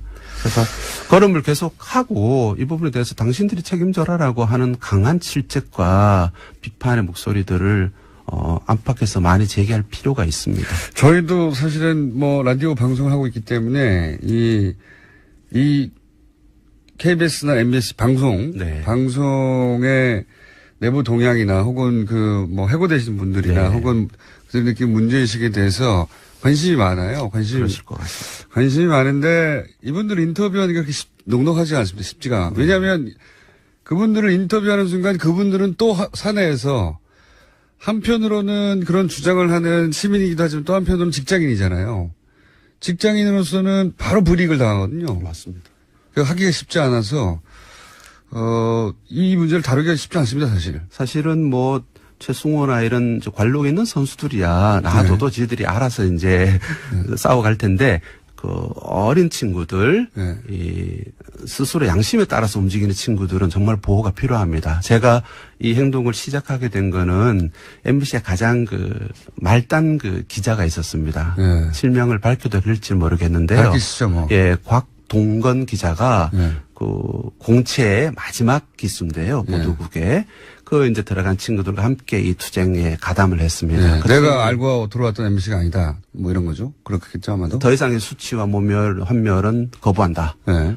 그래서 사실은 그 친구가 이제 저희가 네. 제 학교에서 직접 가르친 친구는 아니지만 언론학자로서 언론학을 공부해서 공영방송에서 한국 민주주의, 언론 민주주의를 책임지겠다고 들어간 친구들이죠. 그런 친구들에게 우리가 힘을 보태는 것은 물론이고 우리가 책임을 져야 된다는 거고요. 그렇지. 그 친구들이 사실 제가 동거나 선생들도 나간다. 버텨라. 김장겸은 아웃. 곽동건은 스테이. 뭐 이런 목청을 냈을 때도 알면서도 그 친구들은 저희들이 갔을 때도 제 1인 시위 때나 우리 기자회견 때 나오지 동참하기 못합니다. 어렵다. 예. 그렇지만 저희들은 다 아는 거죠. 자, 오늘은 그런 성명이 났다는 소식까지 전하고요. 네. 앞으로 한 번 더 모시면 그때는 뭐 KBS, MBC 그 당사자들, PD 네. 또는 뭐 기자 이런 분들과 함께 다시 한번 이 자리를 마련하고 싶은데 예. 앞으로 계획은 어떠십니까? 하나만 좀 말씀을 네. 좀 짧게 드리죠. 이걸 공영방송에 있는 기자 언론인 문제만으로 우리가 네. 국한시키지 말자라는 거죠. MB 박근혜 기간 동안에 언론과 표현의 자유로 억압받은 많은 민중 대중들이 있습니다. 우리는 국제적인 지수로도 계속 그렇습니다. 떨어지고 이 있습니다. 문제까지를 언론 언론 탄압 진상조사위원회에서 다루려고 하는 것이고요. 최승호도 그렇게 말했습니다. 해직 언론이 몇 명인지를 자꾸 말하지 말자. 그만큼 고통 많은 많은 사람들과 문제에 대해서 우리가 눈길을 돌리자라고 했고요. 해직된 분들은 상징적인 부분들이고 사실은 남아있는 사람들도 그런 고통이 그렇죠. 많고 익명에 너무나 많은 무수한. 그로 인해 피해를 받은 것은 국민 다수죠. 그렇습니다. 예. 그래서 저희들은 근데 MBC 뉴스를 안 보게 되는 거 아닙니까? 맞습니다. 안타깝게도. 그렇습니다. 그래서 제가 오면서 생각했는데요. 여기 TBS에서 뉴스 공장이 돌아가지 않습니까? KM에도 뉴스 공장이 돌아가도록 해야 된다. 그래서 저희는 무슨 얘기인지 모르겠지만 하여튼 저한테 유리한 내용인 것 같아서. 지금 공장이 안 돌아가니까요. 그래서 저희들은 글을 쓰고 KM, KBS, MBC에서도 KBS와 MBC에도 그들의 뉴스의 뉴스 공장이 정상적 제대로 뉴스의 공장이 돌아가도록 한다. MBC의 뉴스를 생산하는 뉴스 데스크의 공장 기능이 상실됐다. 그렇습니다. 예. 그래서 저희가 할 수 있는 거는 뭐 글을 쓰는 거고 이제 가진 입으로 말을 하는 것이겠지만 행동으로도 나선다. 그래서 방통위가 되든 국회가 되든 뭐 청와대 국무총리가 되든 우리의 이 분명한 의사 학계의 125명의 이름으로 모아진 여론은 적극적으로 이 뜨거운 여름에도 계속 전달하겠다. 이까지 약속을 드리겠습니다. 알겠습니다. 학자들이 더 많이 동참할수록 그리고 어느 시점에 기자들 그리고 PD들 내부 구성원과 함께 나오실 수 있는 시점쯤에 한 번 더 모시기로 하겠습니다. 꼭 그렇게 해 주십시오. 오늘 말씀 감사합니다. 지금까지 언론 학자들의 성명을 주도한 한국예술종합학교의 전규찬 교수였습니다. 감사합니다. 예, 고맙습니다. 저희 반론기는 항상 열려 있으니까 해당 방송사 측 혹은 뭐 방금 언급하신 국정원의 반론 언제든지 저희가 받습니다.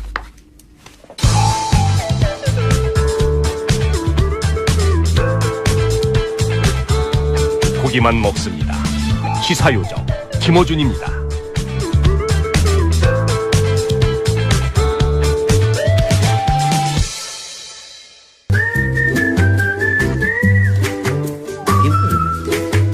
김진애 박사님. 오늘은 평소보다 조금 시간이 길다고 제가 그랬더니 뭐가 기냐고. 길게 김어준 공장장께서 이렇게 말씀을 조금 덜 하시면 길어지죠. 네, 제가 가능하면 참아보겠습니다 오늘. 네. 그러면 재미가 없죠. 아니 제일 많이 듣는 멘션 중에 하나가 김어준 공장장 좀 그만 얘기하라. 김치내 얘기 좀 듣자. 저는 모든 그런데, 코너에서 그 말을 듣습니다. 그런데 그거 빠지면은 김어준이 아니죠. 그거는 뉴스에 그렇죠. 재미없어요. 그럼요. 네. 다들 압니다. 그거. 네. 그러니까 너무 우리도 다 감당하고 있습니다. 감당할 만한 수준이에요. 참을만하다. 네. 자, 김진애 박사님이 참을만하다고 하시니까 이 코너에서 김어준 너 좀 다물어라 하는 이야기는 계속 해주세요. 그래도 각자 하고 싶은 얘기 하는 거죠. 뭐 청취자들도. 오늘 주제 뭡니까? 오늘 사실은 주제가 없는 날인데요. 주제가 없는 날에 제가 이제 고민을 좀 털어놓으니까 왜 도시 이야기인가, 왜 이 코너가 어떻게 시작이 됐고 지금 사실은 이제 10달째 들어가요. 그러니까 예, 이제 온갖 얘기를 했죠. 온갖 얘기를 했고 저 10달째면은 이제 애 하나 난 거거든요. 애 하나 낳는데 야 이거는 이제 어떻게 키워야 되나 말아야 되나 뭐 이런 고민들. 도시 이야기를 주제로 책 내자고 하는 출판사는 없나요? 뭐 한 10군데서 들어왔어요. 그래요? 그래도 안 그래도 제가 지금 그럼 출판사들은 제안할 때 컨셉을 제안할 거 아닙니까? 컨셉도 제안하죠. 우리는 컨셉을 모르는데 출판사는 이미 물론이죠. 어떻게 하면 잘 팔리나. 네. 근데 저도 뭐 그런 건 있어요. 이거 공장장, 뉴스공장 덕분에 도시에 대한 주제를 책을 좀 많이 팔아볼 수도 있지 않나. 왜냐하면 제가 여러 종류의 책을 썼는데 저도 뭐 상당히 베스트셀러 작가라고 하는데 도시에 대한 책은 제가 의무감으로 쓰지만 얼마 안 나갑니다. 기껏 나가요. 5만 부 나가는. 사실은 본업은 도시건축가인데. 근데 실제로 건축 얘기는 조금 더 나가요. 집 얘기나 이런 건 더 나가는데 도시에 대한 얘기는 사실은 이렇게 안 나가거든요. 그거 안 나간다는 게 이제 바로 뭐겠어요. 별로 관심이 없는 겁니다. 혹은 잘 모르거나요. 아니요. 그러니까 그래서가 아니고요. 모두의 것이라고 얘기할 때는 별로 관심이 없습니다. 그러니까 도시라고 하는 건 내 거기도 하지만 모두의 것이기 때문에 내가 별로 관심 없어도 돼. 집은 소유할 수 있지만. 집은 내 거지. 그래서 건축에 관심이 있는데. 그리고 도시는 내가 소유할 수 없잖아요. 그리고 건축은 뭐 이런 또 환상이 있어요. 좀 멋있어지고 싶지 않아? 뭐 이런 거 있잖아요. 나도 멋있게 살고 싶어. 뭐 이런 거. 내 집은 내 마음대로 할 수 있지만 네. 도시는 내 마음대로 할 수 없지. 그리고 도시가 이제 근데 도시에 이제 여기서는 굉장히 재밌어 하는데, 공장장은 이제 음모와, 그러니까 도시라고 하는 게 여러 측면이 있는데, 권력과 음모가 비리와 이런 게 이제 총체적인 데가 도시 아니에요, 말하자면은. 도시에서 다 일어나니까. 그러니까 도시는 정말 그 죄악의 소굴입니다. 그야말로. 소돔과 고모라. 예. 그런데 이제 그거 얘기를 하는 게 이게 시사 이야기에서는 또 김원중 공장장이 재밌어 하니까 더 재밌을 수가 있는데, 이게 책으로 나오면은 재미가 없을 수도 있어요. 제가 그러면 구석에 사진을 넣어서 마치 그래서 제가 제 이야기는 하나도 안 등장하지만 제가 무슨 생각을 다 하고 있냐면은 책 제목으로 김진애의 도시 이야기가 아니라 어중과 진애의 도시 이야기를 해볼까? 책을 팔기 위해서. 그러니까 도시에 대한, 그러니까 책을 팔기 위해서는 아닙니다. 저는 책은 꽤 팔고 있는 사람이기 때문에. 근데 도시에 대한 거를 분들이, 그러니까 제가 출판사뿐만이 아니라 굉장히 많은 독자들한테 책 써주세요라고 이제 얘기를 듣고 있는데, 문제는 책을 쓰고 이제 안 읽으신다는 거지. 쓸 수는 있으나. 그 다음에 또 하나가 오늘 이제 이 도시 이야기 저거 할 때. 왜 이 코너가 그러면 정해졌느냐. 그러니까 저도 궁금했어요. 그러니까 그걸 모를 리가 없다. 방송인도 다 알아요. 작가들도 알아요. 저희 작가들이 기본적으로 박사님의 팬이고요. 그건 물론. 아니, 저도 걸크러시 된다니까.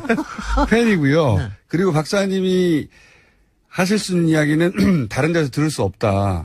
이런 것도 있고, 정치도 하셨고, 도시도 이해하시고, 그리고 건축도 하시고, 사실 다룰 수 있는 주제가 광범위하다.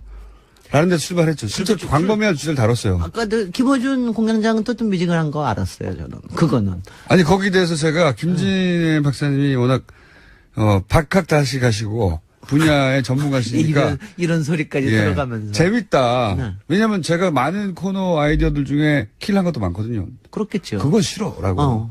김진애 박사님, 그건 재밌겠어. 아니, 그런데 이런 태도였어요. 아니, 그래서 시작한 건 압니다. 그러니까, 김어준 때문에 시작된 게 아니라 우리 작가 중에 한 분이, 특히 건축가 나오신 작가분이 한 분이 굉장히 이제 저를 좋아해서 이걸 한번 해보자. 책을 많이 읽어봤고, 실제로. 그리고 실제로 그 건축가 작가분이 저 때문에 건축가 선택하신 저 때문에 인생을 베린. 저하고는 상관없는 이유예요.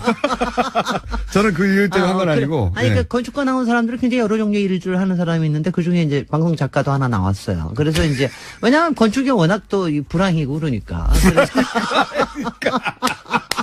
작가된 지 오래됐습니다.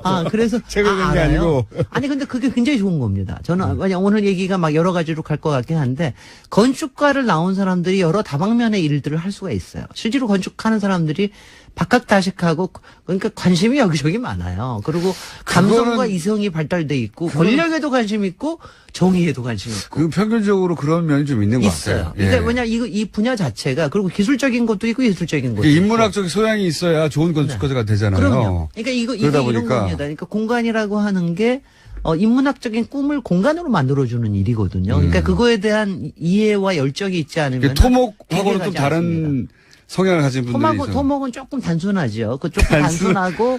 단순하다기보다는 공학. 저는 단순하다고 얘는 게 토목은 하여튼 가장 큰 목표가 자연을 이기는 거에 있어요, 사실은. 그러니까 아주 좋은 토목이라면 자연과 같이 사는 거에 있다 그럴 것 같으면 토목은 좀 자연을 이기는 데요. 그렇게 출발한 학문이다. 그러니까, 애초에. 그러니까 건축은 좀 여러 가지 욕망들이 같이 있기 때문에 좀 이제 그런 점이 있죠. 건축학과 중에 철학자도 꽤 있고 이름을 날린 건축학자들은 보면 대부분 자신만의 철학을 건축으로 그 유명한 비트겐슈타인 그 사람은 또 건축가로도 잘 알려져 있습니다. 건축 철학자로도 잘 알려져 있고. 그래서 그런 이야기는 일리 있는 이야기고 권력도 좋아합니다. 가령 히틀러도 건축과 아트지만 이쪽 하려고 그러다가 건축으로 권력으로 빠지기도 하기도 했고. 그래서 등등의 이런 거를 알긴 하지만은 도시 이야기라고 하는 거를 제안을 해서 저도 좀 이상하게 생각을 했어요. 이거 별로 관심들이 없을 텐데. 근데 그래서 실제로는 반응이 아주 뜨겁습니다. 아니 그래서 그래서 저는 목표를 어떻게 잡았냐 하면은 애초에. 김어준이 관심을 끌자. 김어준이가 재밌어 하면은 코너는 성공이다. 김어준이 관심이 없어 하면은 별로다. 어때 성공했습니까? 그게 맞아요. 네. 맞는 것이 진행자가 재밌어야 제 이야기도 꼭 제가 아니더라도 진행자가 재밌어야 얘기가 재밌게 오가는 데다가 제가 사실은 딱 그냥 대중적인 수준의 눈높이를 가진 평균적인 사람이거든요. 아니 평균적인 사람은 아니야.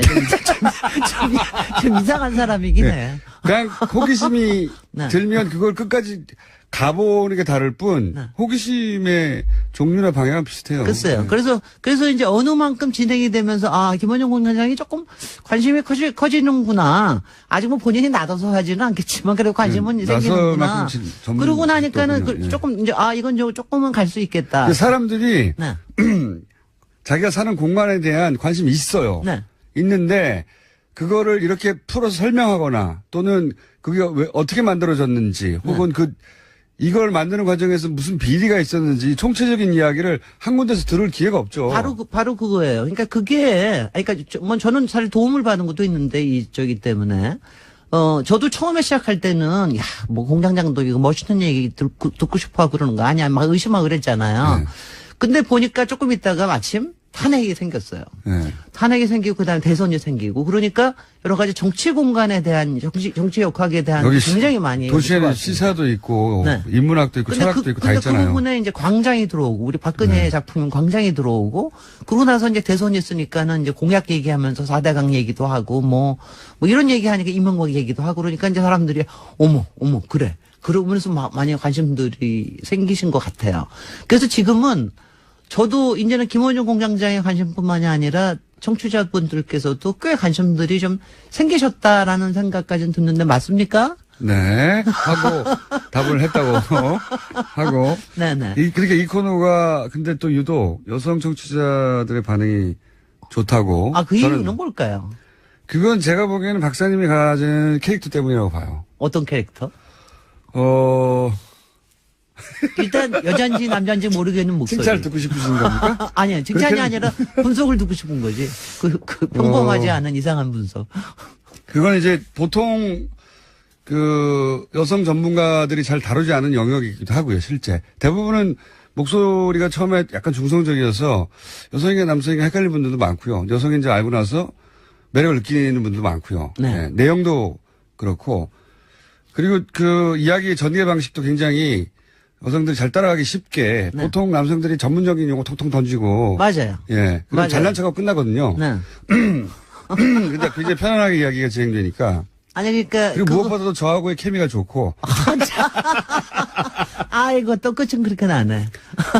자, 근데 이게 오늘 얘기를 나누다 보니까 네. 결국 오늘 주제를 정하지 못하셔가지고. 아니 그러니까 사실은 홍보로 드시는- 사실은 이겁니다. 주제는 사실 정했어요. 다음에 이제 다음번에 이제 제가 여름 특집을 하자고 얘기를 했습니다. 여름 특집이요? 여태까지 도시라고 했지만 도시 이야기는 딱 한 번 뭐 별로 그렇게 많이 안 했습니다. 그래서 제가 여름 특집으로 도시들을 골라서 이제 좀 하자. 그러니까 근데 이제 이름은 다 또 여행 가기 좋은 도시만 다 또 생각을 해서. 그렇죠. 이건 이 코너가 다를 그래서 그거는 아닐 것 같고. 그래서 이제 저는 또 특색 있게 해야 되니까. 네. 좋기는 이제 우리들 주변에 지금 있는 도시들, 이게 시사에 올라오는 도시들. 그러니까 가령 예컨대 지금 문재인 대통령께서 가신 데가 베를린 아니에요. 네. 베를린 같으면 엄청난 정말 재밌는 도시거든요. 네, 정말 역사도 보기 뭐, 예. 역사도 그렇고 엄청나게 재밌는 도시인데 베를린과 그 다음에는 우리 도시를 비교를 한다면 어디하고 비교를 할 수 있을까? 꼭 베를린하고 바로는 아니더라도 가령 네. 저는 베를린 하면 이상하게 생각이 나는 도시는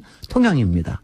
통영이요? 통영은 또 노무현 대통령이 그렇게 반한 도시인데, 네. 뭐 이제 이런 얘기를 이렇게 페어를 섞어가면서 얘기를 하고 해외 싶은데. 지금 화제가 된 한 도시와 우리나라 위의 도시. 도시를 섞어서 어떤 점에서 도시 건축가로서 유사한 점이 있다고 보느냐. 근데 뭐 유사한 점이라고 하고, 다들 일단 시사로에서 관심 있는 거로 하고요. 그런데 이제 이거를, 한 군데서 다루려 그러면은 18분 가지고는 도저히 부족해요. 그래서 이제 뭐 하나씩. 18분. 자, 그렇다고 22분 달라는 소리 안 할 테니 걱정하지 마십시오. 그래서 이제 하나씩 다음 주에는 베를린 저희는 하고 그 18분 동안 다음에는 나라의 운명도 다 얘기하고 얘기하고 다 해야 되겠죠. 하는데요.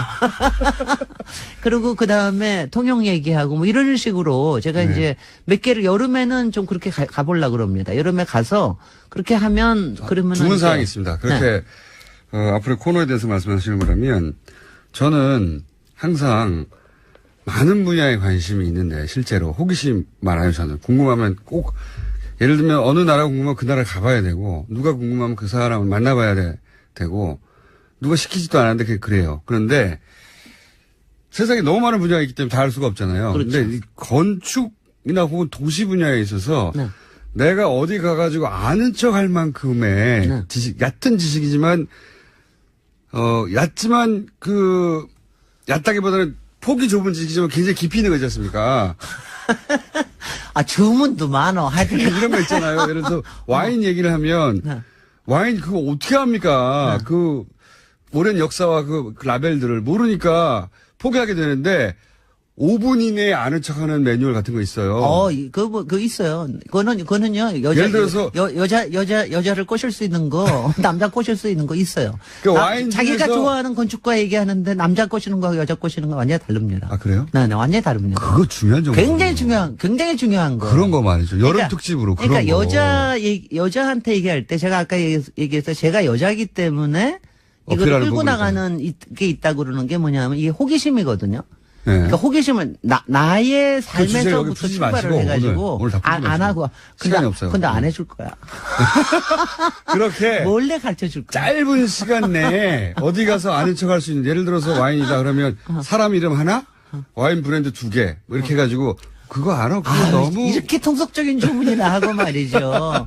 도시는 사실은 굉장히 여러 가지 얘기가 있습니다. 그 안에 건축도 담고 있고, 집도 담고 있고, 역사도 정치제도도 있고 있고, 예, 정치도 있고 시세도 있고 그 다음에 정말 이 비리와 음모에 관련된 것도 있고, 여러 가지, 우리 생활에 관련된 것도 있고, 우리 지난번에 왜 화장실 얘기하니까 얼마나 신나하십니까? 그러니까. 그런 것처럼, 그러니까 이 얘기는 무궁무진하니까. 여름 특집으로. 그러니까 제가 여름 특집으로 하고, 10분 만에 김원준 공장장이 잘릴 때까지 할게요. 10분 만에 파악할 수 있는 여름 특집으로 파악할 수 있는 10분 만에 아는 척 할 수 있는 아는 척 매뉴얼. 네. 예. 아는 척. 도시에 매뉴얼. 대한 아는 척 매뉴얼 네. 한 두세 번만 해주세요.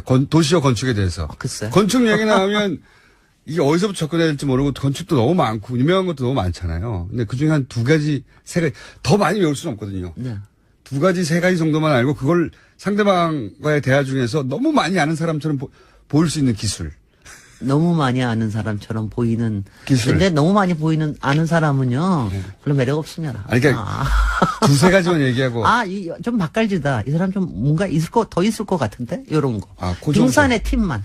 등산의 팀. 근데 고급스러운 걸로. 네네. 그런 걸로 좀 준비해 주시면. 저거 하고, 도시 이야기는 책 쓰는 거는 제가 하여튼 7월달 중에 이거 여름 특집 하면서 열심히 고민해가지고 또 생각을 해봐야겠습니다. 자, 다음 시간에 그러면은, 도시 건축에 대한 아는 척 매뉴얼 시작하겠습니다. 김재래 박사님이었습니다. 감사합니다. 안녕. 그래서 사실은 안민석 의원이 독일 교민으로부터 도움을 많이 받았다고도 하고.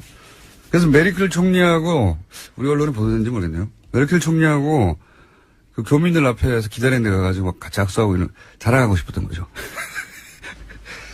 네.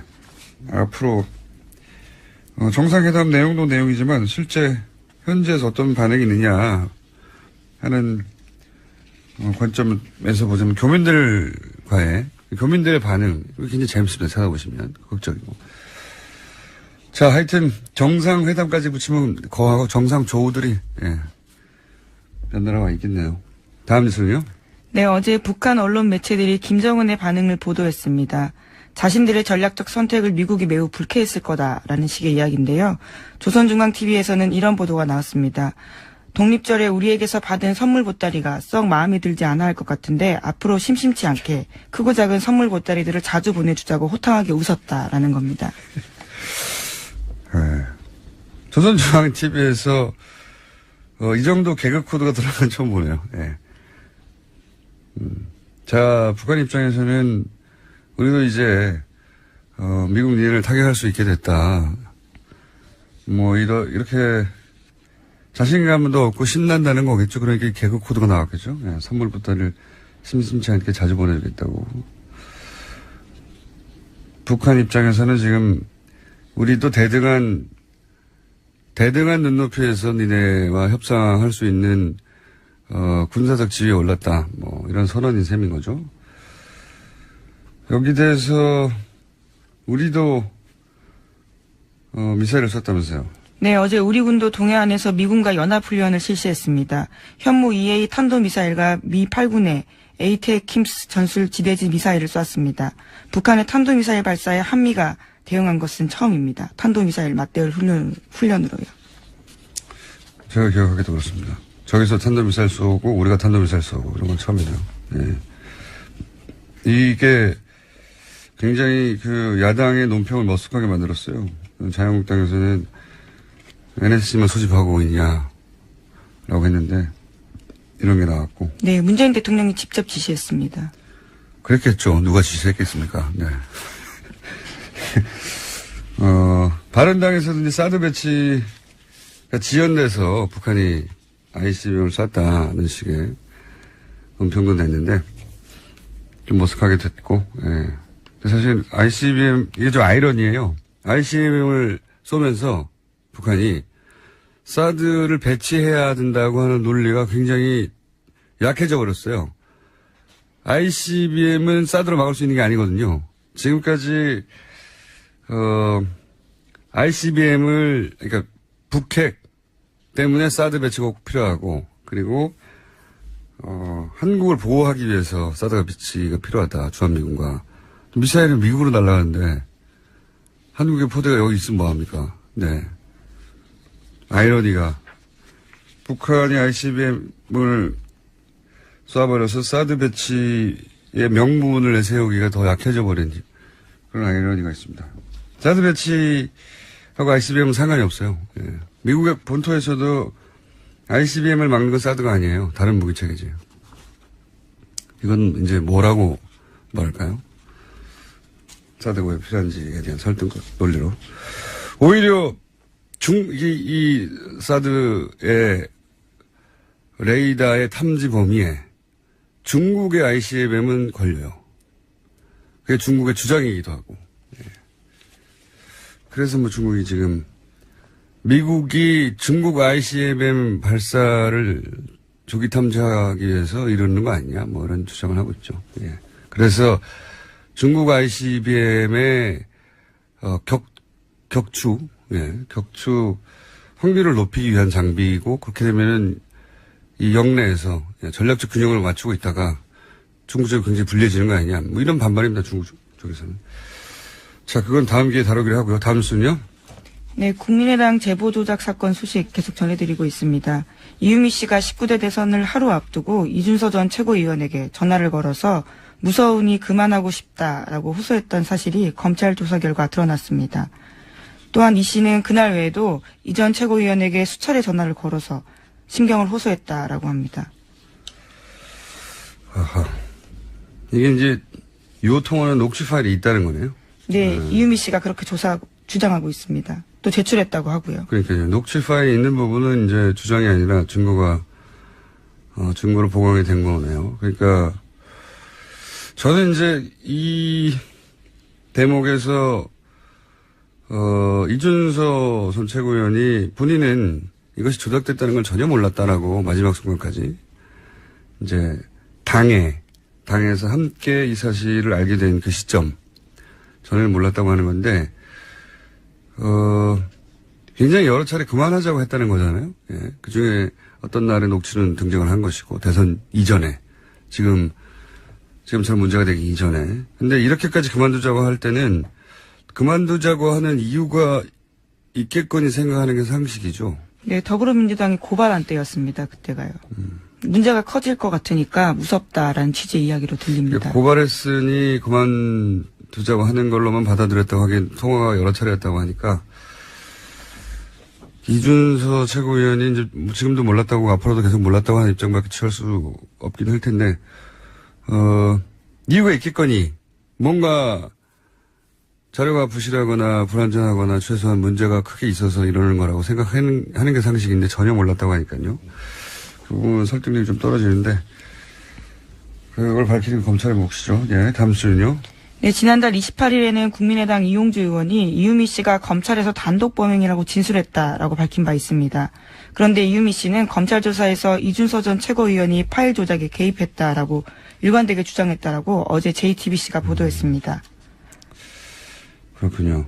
단독 범행이냐 아니냐 이게 이제 가장 초미의 관심사인데 제가 보기에는 이준서 전 최고위원도 이런 주장이 계속 나오고 예, 이런 정황이 계속 나오면 점점 이 건 가능성이 높아질 수 있다고 보여지는 보도네요. 예.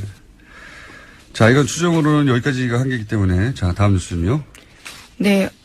최순실 게이트 관련된 소식 계속 전해드리고 있는데요. 어제도 이재용 삼성전자 부회장 재판 열렸습니다. 이 자리에 이상화 전 KB 하나은행 본부장이 증인으로 출석했습니다. 최순실 씨 독일 금고직이라고 알려진 인물인데요. 네, 여러 차례 저희도 소개했는데 네. 드디어 증인으로 나왔네요. 네, 이 전 본부장이 특검에서 한 진술이 일부 공개가 됐습니다. 이 전 본부장은 특검에서 글로벌 영업본부장으로 임명된 이유를 묻는 질문에 대해서 최순실 씨의 계획 아래 제가 본부장으로서 영향력을 행사하게 됐다고 생각했다라고 증언했습니다. 그게 무슨 말이죠? 그러니까 최순실 탓이라는 거죠. 그러니까 본인이 본부장으로 간 것은 최순실이 원했기 때문이다. 그리고 그 네. 자리에 가게 해줬기 때문이다. 그렇죠. 네. 그러면 왜 최순실 씨가 이상화 전 본부장을 그 자리에 가도록 만들었느냐 이게 중요하잖아요. 그게 네. 핵심인 것 같은데. 거기에 대한 자기의 추정도 나와 있습니다. 네. 해외 지사의 선정이나 외환관리 규정, 프로젝트 참여 등 본인의 계산 아래 짠 계획을 자신을 이용하려고 했다라고 보고 그건 있고요. 뭐 저희가 계속 추정해왔던 바죠. 네. 해외 인맥도 최순실 씨가 있기 때문에 그런 차원에서 자신을 이용하려 한 것 같다라는 식의 이야기를 했다고 합니다. 그러니까 어쨌든 자기가 그 자리에 갔던 것은 최순실 씨가 원했기 때문이고, 예, 그건 뭐 계속 추정해 왔던 바고, 실제 여러 가지 정황으로 이렇게 드러났고, 그리고 그렇게 대통령 혹은 안종범을 통해서 그런 일을 했다는 건 뭐 보도가 여러 차례 됐죠. 근데 이제 그 이유가, 본인 생각하기에도 여러 가지 해외 사업을 할 때 자기를 필요로 했기 때문이다. 예. 본인 힘으로 처음으로 이제 나왔다는 게 의미가 있네요. 예, 특검 진술이 공개가 되어서요. 어제 눈길을 좀 끌었습니다. 알겠습니다. 다음 뉴스는요? 네, 추경과 관련된 소식도 있습니다. 자유한국당과 바른정당이 불참한 가운데 국회 환경노동위원회가 어제 상임위 중에 처음으로 추경을 의결했습니다.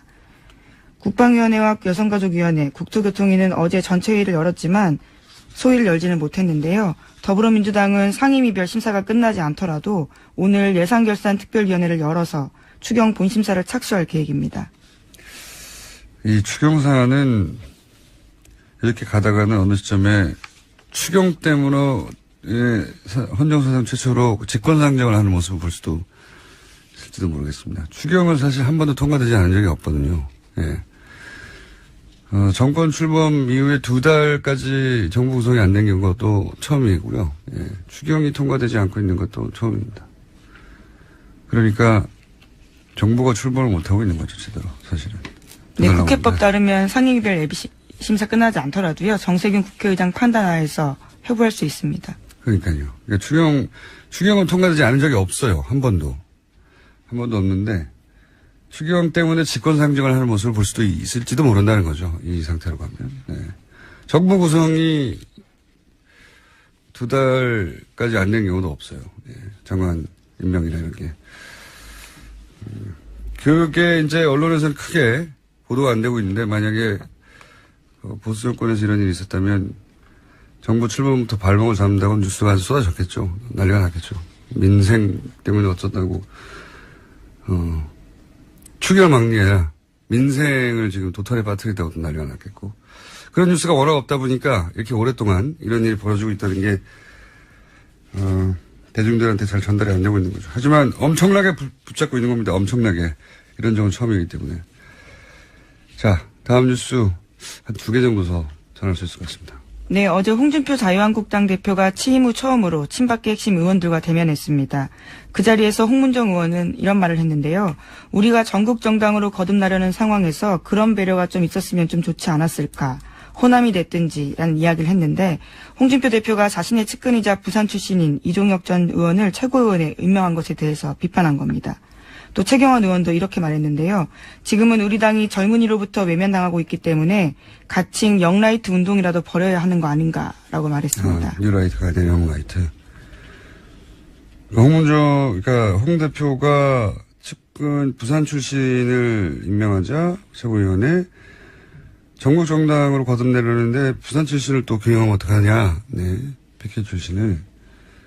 최경환 의원은 의원 확정을 위해서 젊은층을 사로잡아야 되는데 영라이트 운동을 하자. 말은 맞는 말이에요. 예. 다만 이 말을 홍문정 의원과 최경환 의원이 할 말이냐. 네. 본인들 때문에 영라이트가 안 되고 있는 거 아닐까요? 네, 최경환 의원 같은 경우에는 현재 중소기업진흥공단이라는 곳에 채용에 개입했다는 혐의로 재판받고 있는 중이거든요. 자신의 인턴 출신이었던 사람을 2999등 했는데도 취업을 성공시킨 바가 있다라는 혐의를 받고 있습니다. 네. 어쨌든 지금 이 뉴스가 전하는 바의 핵심은 어제하고 마찬가지로 홍준표 대표가 사실은 당내 주류로부터 비토당하고 있다는 거죠. 예. 이런 장면을 보면 이 정치가 하루 앞도 예측하기 힘들다는 게 다이나믹하다는 게 홍준표 대표를 갑자기 응원하고 싶어지는 마음이 처음으로 생기는 분들이 좀 있을 수도 있습니다. 예. 자영당 내에서 비주류로 네, 그래서 비토당하고 있습니다. 자신의 SNS에 이렇게 썼습니다. 소수 구박이 구박해도 혁신을 멈출 수 없다. 그러니까 친박 세력들을 구박이라고 이제 표현한 거죠. 알겠습니다. 이 싸움은 뭐 금방 끝날 것 같지는 않고 그래서 원내대표와 대표가 서로 전혀 다른 말을 하고 대표가 이런 말을 하면 원내대표가 뒤집고 정우택 원내대표가요. 원내대표가 뒤집을 뿐만 아니라 인터뷰를 해서 대표가 지금 뭘 모르고 있다는 공개적인 자기들끼리 싸우는 게 아니라 여론전도 하고 있는 겁니다. 예. 예측치 못한 상황이에요. 다이나믹합니다. 다음 뉴스는요? 네, 세월호가 목포 신항에 도착한 지 오늘로 99일째입니다. 그런데 화물칸에 뒤엉켜 있는 차량을 빼내는 작업이 쉽지 않아서요. 8월 말까지 완료하려던 전체 일정도 늦어지고 있습니다. 99일이나 됐네요, 벌써. 근데 아직도 거기에 실려있던 차량도 못 빼고 있다는 거잖아요. 예. 이 세월호 관련 뉴스는 저희가 모아서 한번 따로 특집을 마련해야 될 것 같습니다. 워낙 단발적으로 나오고, 그 예상보다 오래 길어지고 있기 때문에. 자, 어제 그리고 최동욱 총장 인터뷰가 잠깐 화제가 되기도 했었죠? 네, 어제 JTBC 나왔습니다. 그러니까요. 국정원 수사하려고 하다가 날아간 분이죠. 재밌는 뒷이야기인데, 여기까지만 하죠. 최정욱 전 총장이 직접 듣기로는 사실 국정원 수사가 시작될 때 초기에 청와대에 문의를 했다고 해요. 정권 초기였죠. 네. 청와대는 이 사안에 대해서 어떻게 생각하고 있냐. 문의를 했다고 해요. 근데 청와대에서 그랬다는 겁니다. 원칙대로, 법대로 해라. 그래서 본인은 잘됐다. 그래서 아주 원칙대로 해야지. 이렇게 생각하고 본인이 가장 신뢰하는 후배 윤석열 검사에게 마음껏 해! 라고. 그렇게 마음껏 수사를 해버렸더니 어느 순간 자기하고 다 날아가 있더라고. 네. 그래서 처음에는 이해를 못했더니 아니 법대로 하라고 해놓고 왜 그러냐고. 네. 알고 봤더니 나중에 곰곰이 생각했더니 법대로 해라. 단 자기만 빼고. 네. 그걸 못 알아들었다는 거죠 자기가. 그걸 깨닫는데 오랜 시간이 걸렸다. 네. 법대로 했더니 오늘 모두가 다 너덜너덜해서 자기 주변이 다 폭삭 망해 있더라. 짧게 일하고 퇴출되기에는 아까운 검찰총장이었다고 봅니다. 뭐 명예회복의 기회가 있겠죠. 여기까지 하겠습니다. 네, 시사인 김은지였습니다. 감사합니다. 네. 한때 폐지될 뻔했던 그러나 지난주부터 다시 분위기가 올라오고 있는 내부자들 더불어민주당 안민석 의원과 자유한국당 김성태 의원님 나오셨습니다. 안녕하십니까? 네, 대통령 전용기를 타고 온 안민석 의원입니다. 평생 텀 타보셨죠? 네. 예, 김성태 의원입니다. 반갑습니다. 김성태 의원님, 예, 전용기 타보셨어요? 못 탔습니다. 여당 10년 동안에 한 번도 못 하셨어요? 그렇습니다. 이게 아무 의원이나 태워주는 게 아니에요. 그래서 저도 MB 정권, 박근혜 정권 이 주류 생활을 못하고 계속 비주류했는데, 제가 아는 우리 안민석 의원도 수도권 내리 사슬을 하면서 한 번도 주류의 길을 걷지 못했기 때문에 대통령 수행단에 끼지 못했는데, 이번에 방미 수행단 대통령 첫 이렇게 애교 순방에 같이 동행했다는 것은 대단한 일이고, 거기에 또 같이 타고 갔다는 것도 대단한 거죠. 제가 제 입으로는 비주류라고 이야기하지만은 제 몸은 이미 주류 깊숙이 박혀 있습니다. 근데 그렇지 않아도 요즘 안민석 의원 어깨에 힘이 많이 들어가 있는데, 예. 이번 성과로 얼마나 힘을 더 주고 다닐지 참. 사실상 안민석 의원이 귀국한 다음 날 같이 이제 저기 소주를 한잔 했어요. 예. 한잔 했는데, 이렇게 무용담처럼 늘어놓는 이 자랑을 들어주느라고 내가 참 힘들었습니다. 마치 안민석 의원이 거의 뭐 대통령 같은 착각이 들 정도로 대단했어요. 우리 공장장도 잘 아시지만은 저분은 뭐 자랑할 거리가 생기면 기본 3년은 우려먹는 사람인데, 아니, 한 5년 정도 그래요. 이번에 특히 문정왕후 어보 반환건은 그건 제가 보기 20년 정도. 사실 정치인의 한 사람으로서는 대단한 일을 했기 때문에 저 생색은 제가 볼 때는 5년은 우려먹을 거라고. 5년, 20년 정도. 김성태 의원님 이제 살아나신 것 같아요. 예. 그런 이야기를 하지 말라고 그러니까. 아닙니다. 저희가 오늘 하시는 것도 음악도 준비돼서 나갈 수도 있고요. 아니 그래도 제가 미국 잘 다녀오라고 예. 여비를 주신 여야 의원들 중에서 유일한 분이에요. 그래도 참 미국 잘 단은 다녀오라고? 틀리지만은 항상 형님 뭐 같은 딸로 남은 게 훈훈한 있었나요? 든든함이 계셔서 참 제가 좋아하고. 얼마나 받으셨습니까? 용돈을 하라면서. 아, 밝혀도 됩니까 이 자리에서요? 150불 정도요? 딱 봉투를 만져보니까 네. 참 창피한 이야기 하지 100불짜리 한 몇 장 정도일 거라고 딱 그러니까요. 생각했거든요. 그래서 여기 한 500불 정도. 100불 정도. 근데 딱 까보니까는요. 네. 10불짜리 5장. 5만 원. 아니, 과거에 이제 미국 방문을 아, 그래서 하셨다가 그런 마음이 남아있는 돈 거죠. 냈다. 요즘 이제 야당 생활 하시느라고 이제 예탁생을 하시더라고. 힘드시지 않겠습니까? 형편이 어려워서. 근데 네. 그 마음이 참 감사하고요. 근데 네. 제가 50불 주셨어요? 사실입니까? 아니 뭐 그런 거 몇 푼 되지도 않는 가지고 굳이 방송에서 노란도란 50불 맞네요. 예. 50불 제가 맞습니다. 지난 이제 내리사선 하면서 예. 이제 13년 동안의 정치 인생 중에서 방미 3박 5일이 가장 길게 느껴졌고요. 왜냐하면 한반도 운명이 방미단 어깨에 달려 있다고 국민들이 보시고 국민들의 눈과 귀가 방미단에 쏠려 있었기 때문에 하지만 의원님 어깨에 달려있다고는 많은 사람들이 생각하진 않았어요. 방미단이요. 네. 네. 그래서 말투 하나, 발걸음 하나에 제 정치 인생을 건다는 심정으로 3박 5일을 보내다 보니까 그럼 하나요? 말도 극도로 아껴야 했고요. 그만큼 국민들에게 드릴 말씀이 많지 않았겠습니까? 그래서 네. 그 긴박했던 3박 5일의 현장 분위기도 좀 진솔하게 후계에다 네. 담았고 그리고 가까이서 3박 5일 동안 본 대통령의 그 모습, 대통령의 정말 애쓰는 그런 모습을 제가 이제 그저께 후기로 올렸거든요. 그래서 그럼 찾아보게, 인터넷 찾아보시고, 오늘은 이제 직접 나오셨으니까 구두로 전달해 주세요. 어떤 일이 있었는지. 기억에 남는 인상적인 장면들. 예. 제가 이제 제 홈페이지에 올린 글을 보시고서 보신 분들이 글이 참 이렇게 재미있고 쫀득쫀득하다라고 좀 뭐 책 광고로 가칭하시는 이어져 가시려고 그러는 거죠, 지금? 아닙니다. 특히 저는 주목을 했던 게 그 미국 의회를 방문했던 그 2시간 동안의 긴박했던 그 순간. 국내에서도 화제가 되긴 했는데, 근데 국내 기자들 누구도 그 자리에 계속 앉아서 내용을 듣지 못했기 때문에 그 상하원 지도자들이 한 자리에 모이는 게 어려운 일이다. 그리고 생각보다 굉장히 길고 그 밀도 있는 대화가 오갔다. 여기까지는 전달이 됐어요. 근데 그 내용이 그 내용을 저도 과연 기자가 배석되지 않은 가운데 상하원 의원 약 20여 분과 안민석 의원, 김경수 의원, 정치인에서는 딱 두 두 사람밖에 사람밖에 없었고. 예. 물론 외교부 공무원들도 좀 일부 외교 공무원, 외교부 강경화 장관이고요. 한 분인가 뭐 있었다고 안보실장, 정치실장, 네. 그리고 박수현 대변인, 김경수 의원이었는데요. 네. 나머지 분들은 네.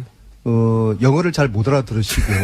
그러니까 굳이 저 이야기를 안 해도 이제 되는데 김경수 영어를 잘 알아들으시는 그 정책실장, 정책실장께서는 이제 와튼 스쿨 나오신 분이고요. 네. 그 다음에 안보실장 외교관 출신에게 영어 잘하시고 강경화 장관이 뭐 영어 완벽하시고요. 근데 이분들은 이런 좀 내부의 그 뜨끈한 그런 핫한 이야기들을 전달을 못 하시잖아요. 그건 근데 대통령이 할 말이니까요. 그렇죠. 네. 그리고 김경수 의원하고 또 박수현 대변인은 좀 영어가 잘 안 되시니까 자꾸 저한테 옆에서 물어보고 무슨 말인지. 네. 근데 이제 제가 전체적으로 여기서 좀 끌어줘야 네, 돼요. 김경수 의원에게 직접 물어보긴 하겠습니다. 그러니까 영어가 이제 짧아서 물어봤는데. 근데 그리고 또 그분들 입장이 뭐 저처럼 좀 자유롭지 못하잖아요. 예, 그래서 제가 좀 후기를 통해서. 근데 의원님이 그 자리에서 발언한 건 한마디도 없죠? 아니, 이렇게 됐죠. 아니, 그런 이야기들을 제가 이 자리에서 네. 이야기를 세세하게는 못해요. 지금 전반적인 분위기만 저는 전달. 그러니까 제가 궁금한 거 의원님이 그나마. 한마디라도 하셨냐 이거죠? 그러니까 그런 이야기를 한마디도 안 할 하신 수가 걸로. 없죠. 제가 이 자리에서.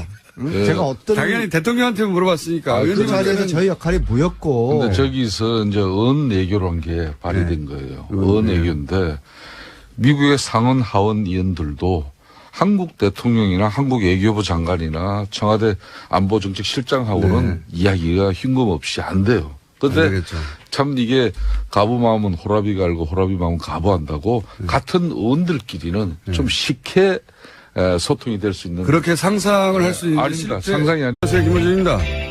오늘 있을 예정인 문재인 대통령과 시진핑 주석과의 만남을 앞두고 북한이 ICBM까지 쏜 마당에 사드 배치가 더욱 필요해졌다는 논리로 중국을 설득할 수 있지 않느냐 하는 말들이 나옵니다. 양국 이해가 첨예하게 엇갈리는 외교 안보가 그렇게 간단하지가 않죠.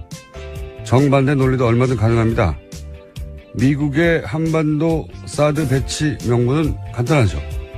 주한미군과 한국을 보호하기 위해. 그런데 이런 논리는 아주 손쉽게 무너집니다.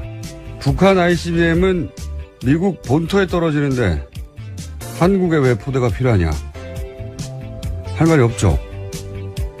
사드는 포대뿐 아니라 레이더가 중요한 거다. 이렇게 주장한다면 레이더 탐색 범위에 중국도 들어가지 않냐. 결국 중국 ICBM 탐지용 아니냐. 그렇게 영내의 전략적 균형을 무너뜨리는 장면 아니냐. 미국의 대중국 견제 전략의 일환 아니냐. 역시 맞는 말입니다. 사드 배치가 고도의 전략적, 외교적 판단의 결과로 꼭 필요하다면 좋습니다. 하지만 사드 배치 필요성을 북핵으로부터 한국을 보호하니까 이런 미국의 허술한 논리를 그대로 다시 한번 읊어주는 건 적어도 우리 언론은 더 이상 하지 말았으면 합니다. 사드로 인해 우리가 어떤 상황에 들어가는지 제대로 알고는 있어야죠. 김원준 생각이었습니다.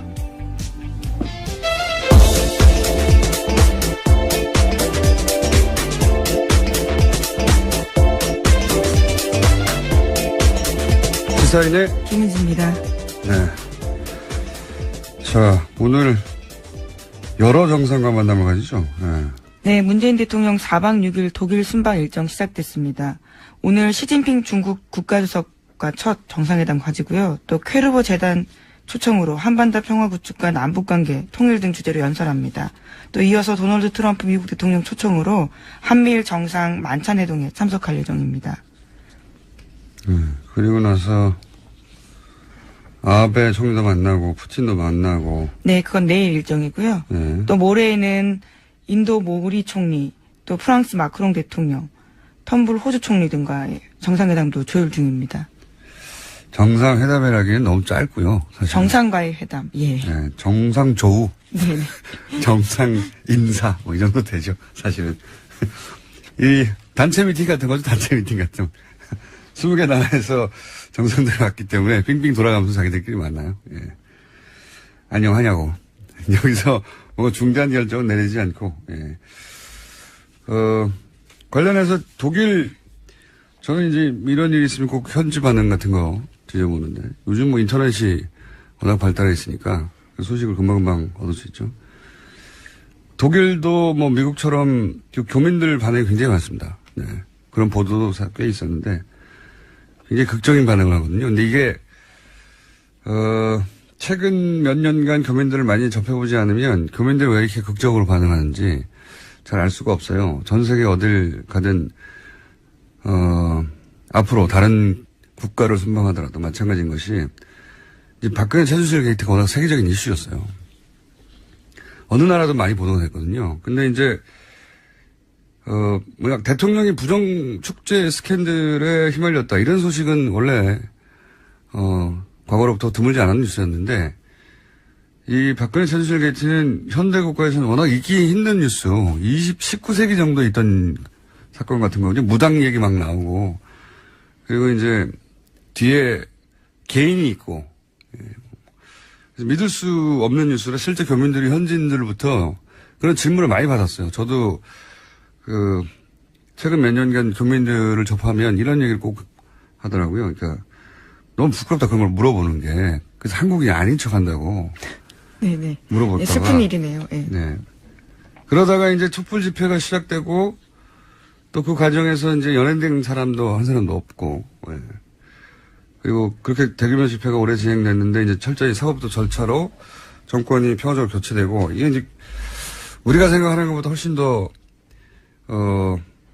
놀랍다는 보도가 많이 있었고, 물론 뭐 매일매일 보도됐다는 건 아니지만 기억에 남을 정도로 보도가 됐고, 그걸 통해서 이제 새로 대통령이 나왔던 사실 때문에 정치적 성향은 차치하더라도 그 사실 자체에 자부심을 느끼게 된 교민들이 많아요. 네, 지난 대선 때 재외국민 투표 이례적으로 굉장히 높지 않았습니까? 그러니까요. 그런 것들만 보더라도. 그리고 원래 해외여행만 가도 막 한국적인 걸 보면 마음이 움직이잖아요. 네, 누구나.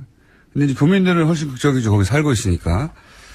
그래서 내가 한국인이라고 다시 밝히기 시작했고 자부심을 느낀다. 라는 마음을 표현하고 싶은 겁니다. 실제로. 그래서 교민들 반응이 훨씬 진하고. 이번에 메르켈 총리 만났을 때도 문재인 대통령이 이제 메르켈 총리 끌고 교민들 밖에서 기다리고 있는데 그 문 앞, 철문 앞까지 갔다는 거 아닙니까? 독일은 좀 더 특별하죠. 최순실 게이트가 한 축이기도 했었고요. 그렇죠. 예. 네.